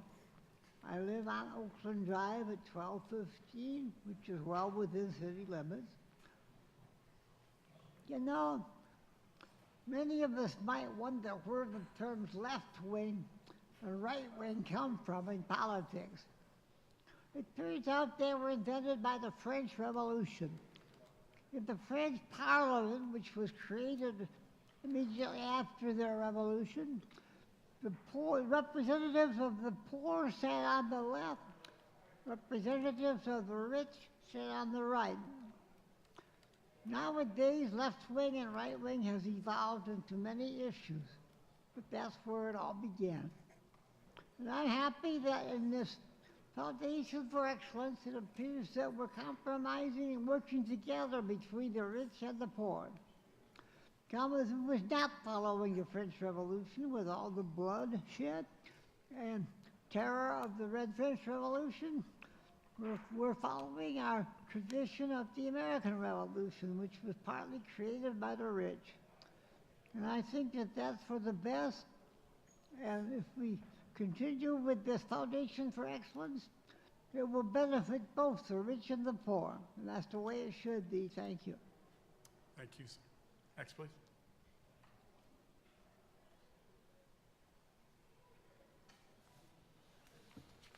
Sorry about that interruption, but I found it quite interesting. Again, my name is Mr. Doris K. Chapman, and I won't take long. Again, I'd like to thank the commissioners for giving me this opportunity this evening. The morning of July the 11th, while parked on Chevy Chase Boulevard near Winchell Elementary School, after dropping my granddaughter off at a tutoring class that she'd taken for a while at Mary Helen Bowman's home. It was a 40-minute session. As a contractor in electrical and a contractor in building license, I had a lot of paperwork to do, so the short session I decided just to wait till it's over. So I parked on the street of Chevy Chase so I could see the door that I let her into and met her tutorer, that when they exit, they could easily see me. Beautiful morning, had the windows down, and I was parked there 10 minutes, and I looked in my rearview mirror. Kalamazoo police car pulled up and back of me aggressively, meaning they didn't go to the curb, they just split my car, came up close.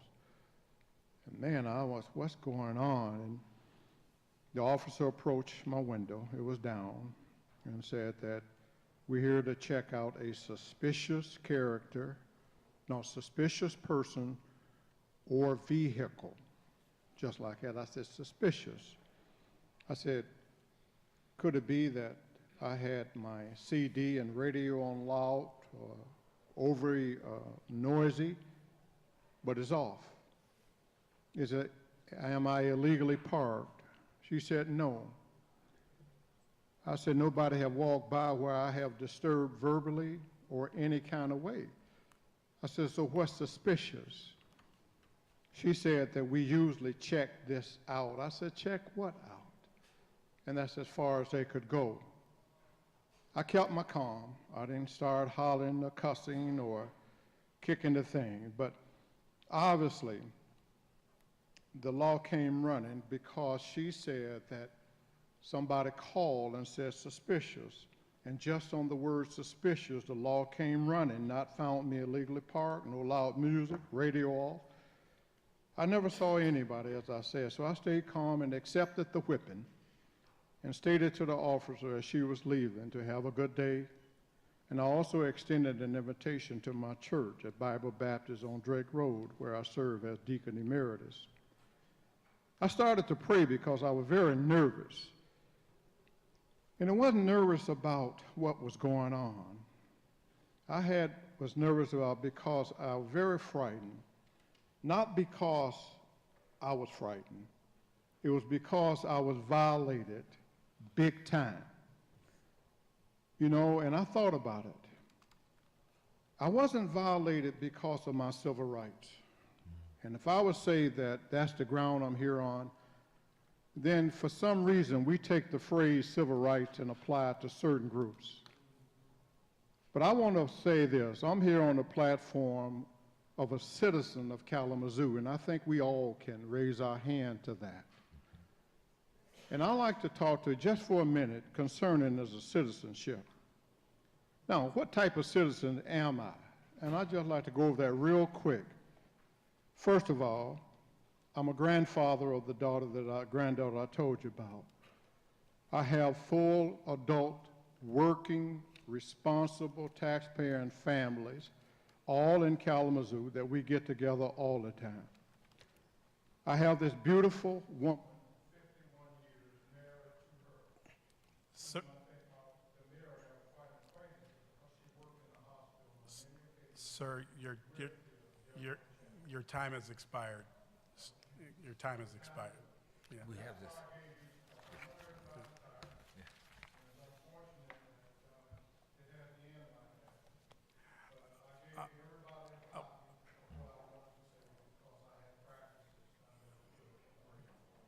Thank you. So you got my information, and as a taxpayer and a citizen of Kalamazoo, I was very glad, and nobody replied. Thank you, sir. Thank you, sir. Thank you, sir. Anyone else wanting to address the commission? Good evening. Good evening. Chris Mba, resident. I hope one of you guys follows up with that individual who just spoke, because that was very disturbing to hear. And it's unfortunate that he only has 4 minutes to share with you that information. And so I hope that you elected officials will do your due diligence as this individual is here today. And I hope to see at least one of you reach out to this individual and follow up with him as to what his issue is here today. Man, I gotta thank Shannon Sykes and Matt Mozarek for standing up. It's tough when you go against overwhelming odds, right? This is politics in America, as does majority rule in our democracy as it is called. But man, thank you guys for standing up, speaking your truth, holding firm regardless of the overwhelming odds in your decision-making today. That's worthy of praise. I gotta say that. Thank you so much, Commissioner Sykes. Thank you so much, Commissioner Melzarek. We should have and be so bold to have leaders like these who stand up and question the concern of the influence of billionaire dollars in the American government and political system We should have leaders so bold to speak even though their voices tremble at the power and the influence in the room. We should have leadership so bold, even if there's no one to the left or to the right of them, to lock arms in Kalamazoo's echo chamber. We should have leadership so bold to say, you know what? Let's make sure that every citizen has a voice, that every voice is heard and has power, just as much as the man who has $10,000 to throw your way, whether it be your campaign finances or the philanthropic adventures of the Foundation of Excellence, as it is so called. I don't know who dubbed the excellence, but we shall see. Thank you, Commissioner Sykes and Molzarek. It takes a lot out of an individual. We see and we know in politics there are many pressures. We know that there are many pressures from your peers. I think every one of us has gone through high school to know that bullying does occur. There are many pressures, especially as an elected official, whether it be from donors putting funds against your campaign, whether it be donors influencing the opposition to vote against you, maybe it be your employers, since this is a nonprofit industrial complex and most people work in nonprofits, of which we do know that this benefactor does influence those nonprofits. We know there are pressures as an employee here to do as you are told in Kalamazoo. Isn't that right? Don't all speak at once. But I want to thank Molzarek and Commissioner Sykes, because doing the right thing doesn't always get you thanks, but it will from me. Thank you. Next, please. Good evening. Andy Argo, 1106 South Park Street. I just wanted to follow up with a couple of other thoughts that I didn't get to express earlier this evening. One of the things going forward into this that is a very big and glaring problem to me is, last week we had some representatives from the Kalamazoo Community Foundation come up to speak. And I want to make it very clear, they do a lot of very good work in the community. And I am, just because I'm radical, I'm not oblivious to that, you know, the rich people can do some good things. I actually have some rich friends who do that. But there's a difference between looking at, you know, the moral scorecard of a nonprofit entity like the Kalamazoo Community Foundation and looking at what they're functionally going to be doing. And as Mr. Umba pointed out, a lot of this money, a lot of the same money that goes into the Kalamazoo Community Foundation is probably also going to be coming, or that money is also going to come from those very same donors that are giving to the Kalamazoo Community Foundation.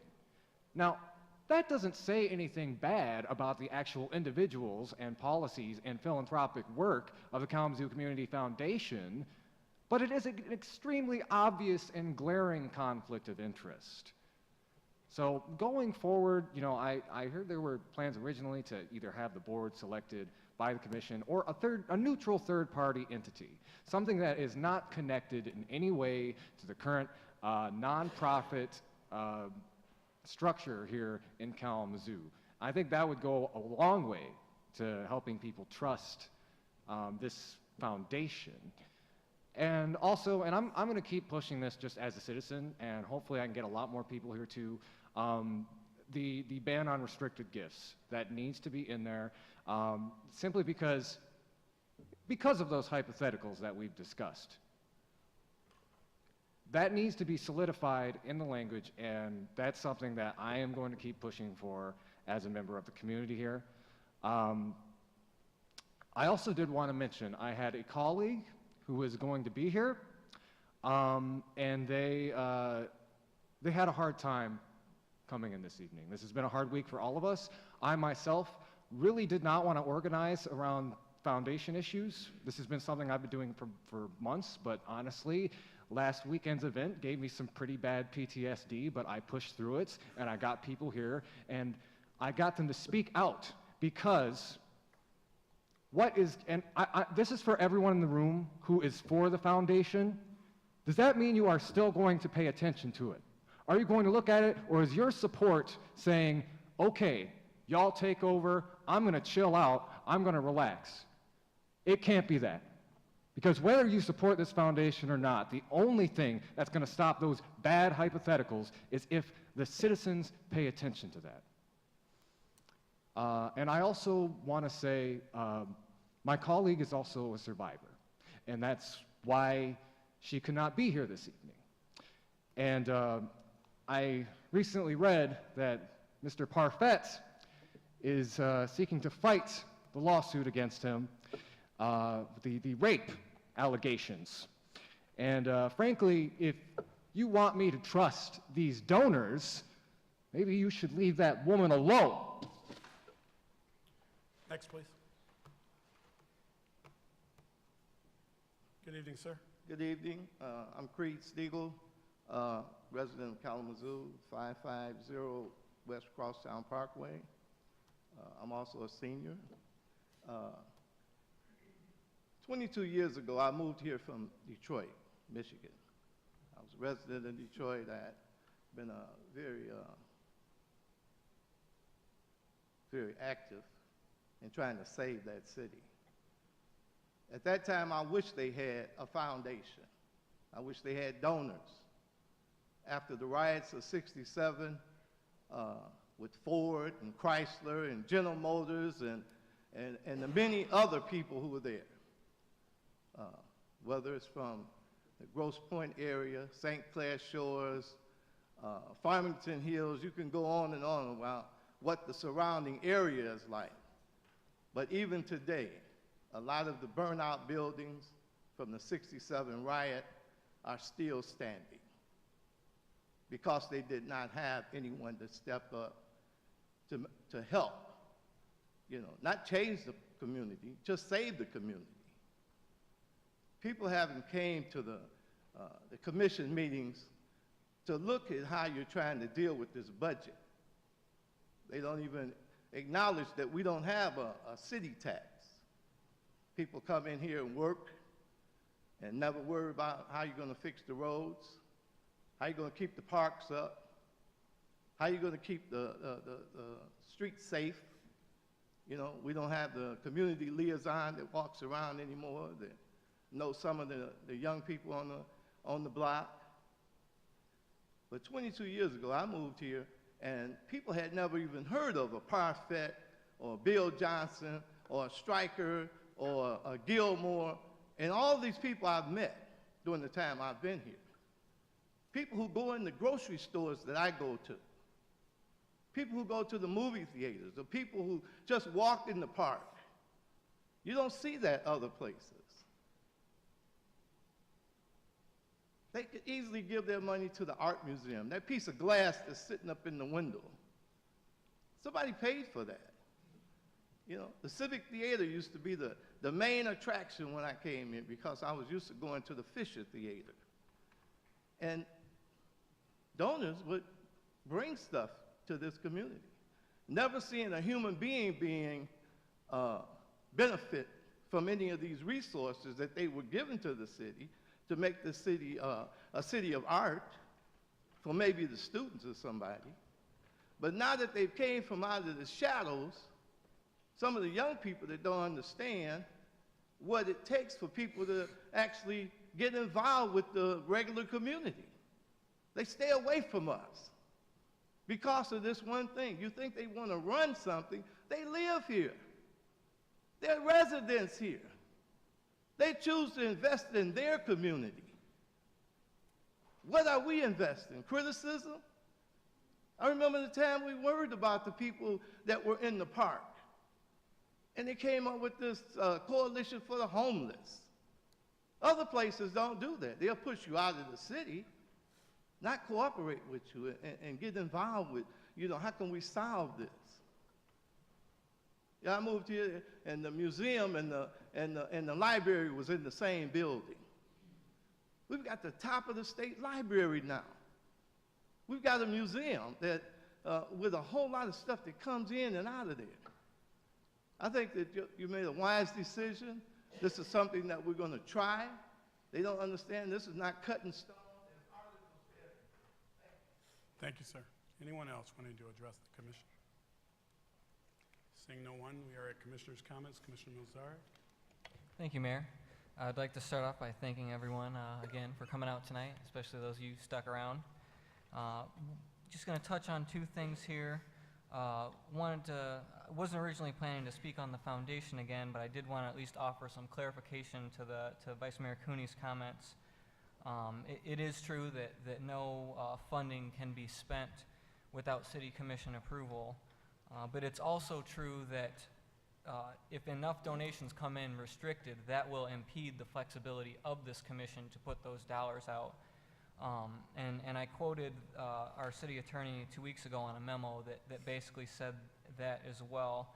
And I say this not as a dig to anyone or the foundation at all, but merely a clarification of the community followed by an ask. And that ask is that if you are thinking of donating, please consider donating unrestricted, so that the notion of any future commission trying to somehow figure out how to spend on the citizen priorities in alignment with restricted funds is never an issue, because it could never be an issue if we have enough unrestricted funds.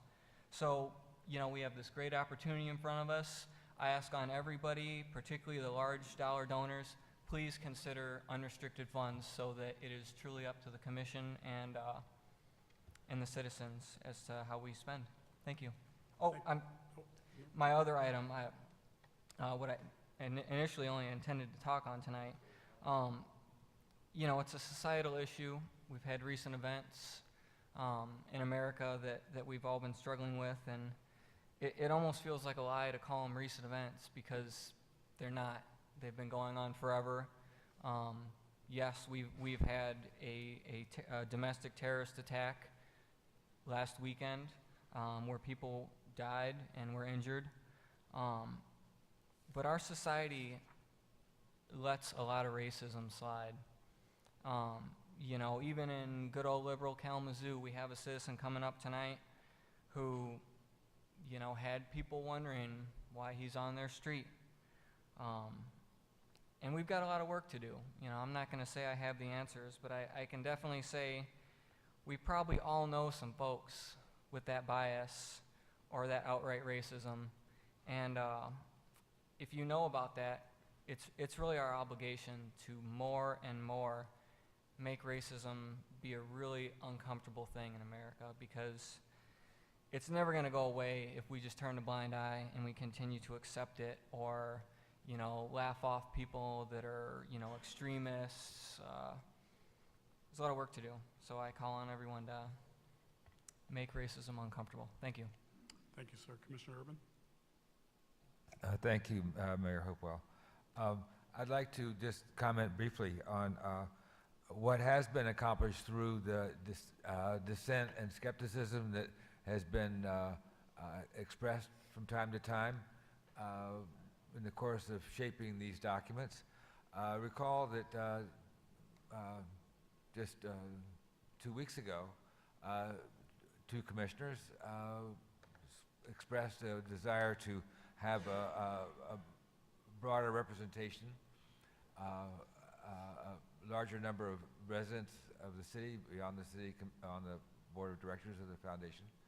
And the city attorney very quickly took the gist of what they were proposing and developed it into a proposal to take to the principal donors and their attorney.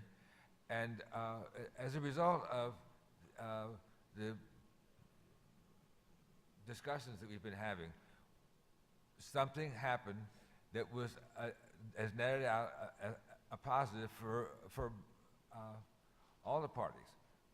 Instead of a 13-member board, we have a 15-member board now, due to the addition of two more neighborhood association derived or sourced directors. So that's kind of how democracy works. I mean, it's not winner take all. In fact, anytime you have winner take all, the other side gets so angry that they can hardly wait to get even when they have a chance. So when we have a chance to make adjustments and to accommodate people with different points of view, we should look at them seriously and accommodate them to the full extent we think we can. And I think we did that here. And so when you think about how polarized the whole country is, in a way, what we've shown in the last month, that there is still room for learning and adjusting. And so I want to celebrate that. I want to thank everybody who was a part of that adjustment for their efforts. The other thing I want to say is on another topic having to do with the more visible racism that became apparent last weekend. As someone who grew up in the South, starting in junior high and high school, I got to see, from a Yankees point of view, what the South was like during the 50s. And that affected me, although I didn't lift a finger then, neither did my parents, neither did all of my friends' parents. We did as the Romans did, and because we were in the Roman territory down there. We were all sent down to work at a big government plant in South Carolina. Well, that was a diversion. But what that experience has caused in me over the years is to reflect on how America has gotten to where it is now. And what strikes me as a good antidote to racism is to think about where this country would be if it had not been built on the labor of slaves. The Jamestown colony would have surely gone under. Everybody would have starved if they hadn't managed to get some free labor from England and also from Africa. And throughout the South, where it was really hot and sticky and mosquitoes and gnats and everything else is out there, they found a source of labor that built this country. It helped the North and the South through trade and everything else. So a good place to start for people like me in dealing with racism is to start with gratitude for our forebears who helped build this country for free.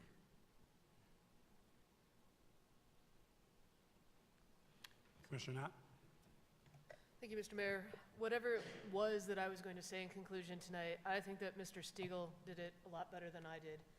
And so, Creed, I appreciate you being the last citizen comment tonight. I think that you had a home run kind of tying together everything that's happened, connecting it to your past, Kalamazoo's past, and the opportunities that we have to move forward. Thank you.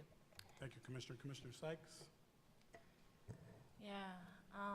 First, I just want to say that I still appreciate and respect my colleagues, and I hope they do me as well. I'm honestly very glad that we're past this vote. I have not enjoyed being a thorn in folks' side. Folks who know me might not, or folks who only see me publicly might not be aware of this, but I really, really am not comfortable with conflict. I do this whole shaking routine before I leave the house when I know I have to say something that people aren't going to want to hear. Sometimes I shake up here and my heart beats really hard. So I do not enjoy saying what I believe needs to be said, but I do. Charlottesville.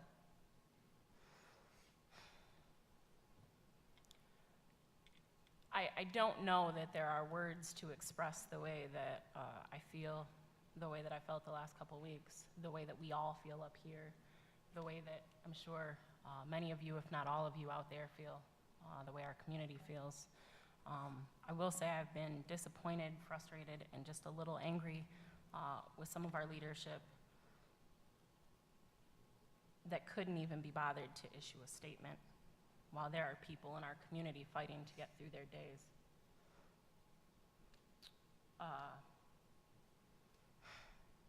I'm gonna say this again with all the love and respect. This body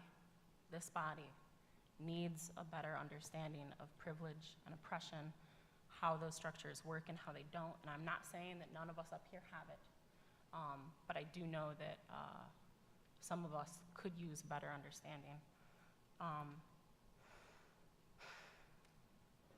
Again, I'm in this place where I need to say the things that make people uncomfortable and make people upset, and I apologize in advance. But I'm gonna say that I'm sure we have some youth development professionals who are also community leaders in racial justice who would agree with me that we need a better understanding also of anti-racism on this board, especially since when they work to help some of our youth talk and process and unpack race, they were called out and questioned for doing so through SBK. The idea that it is saviorism with money that will address racism is just false. It just is. And so I hope none of us in this room has any excuse to not better understand these systems, to not better understand anti-racism work, because we've got a great resource in Erase.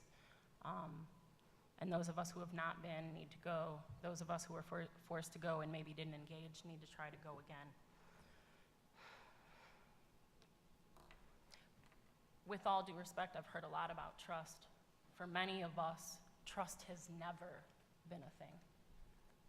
It just hasn't. For some of us, our trust has never been earned. And I believe wholeheartedly that that's something that we need to better understand.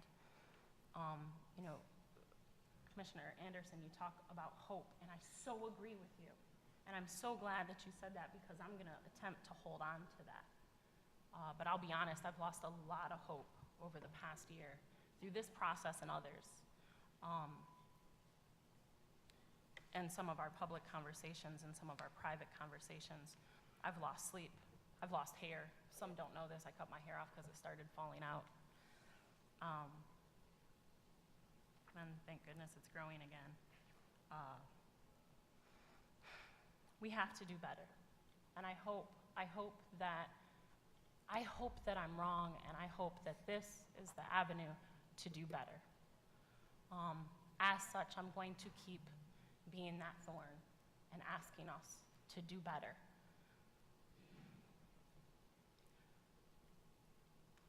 Since my comments 2 weeks ago, I have received threats for saying things that make people uncomfortable. I want to be clear. There is no level of threat that will get me to stop talking. There's no level of condescension that will get me to stop talking. So as such, a couple of things that I just want to call out and say that we need to do better on. Not going to talk much about the foundation other than to say, we said no strings attached, and then we went back on that, regardless of how folks want to paint it. We said we were going to end generational poverty, and since then we have walked that back too and said things like, well, let's be honest, we can't really end generational poverty, we can just address it, and now our language has changed. I don't say that to say that we won't do the work, but let's make sure we do. Other places we need to do better. The gentleman who spoke tonight is proof positive, and he's not the first one we've heard from, that KDPS needs to do better. And while a lot of people applaud and talk about how great we're doing, a lot of people don't agree and are experiencing this differently. So my question then is, when do we revisit the independent study on racial profiling? When are we going to bring that back? When are we going to measure our progress on that and ensure that that progress has and is happening? When are we going to acknowledge, and maybe I missed the memo or something, and maybe this has happened, but last I knew we employ a broken windows policy. When are we going to recognize that as the racist policy that it is, that the studies have shown that it is, and eliminate it? We were asked to do that by citizens last year. When do we plan to do that?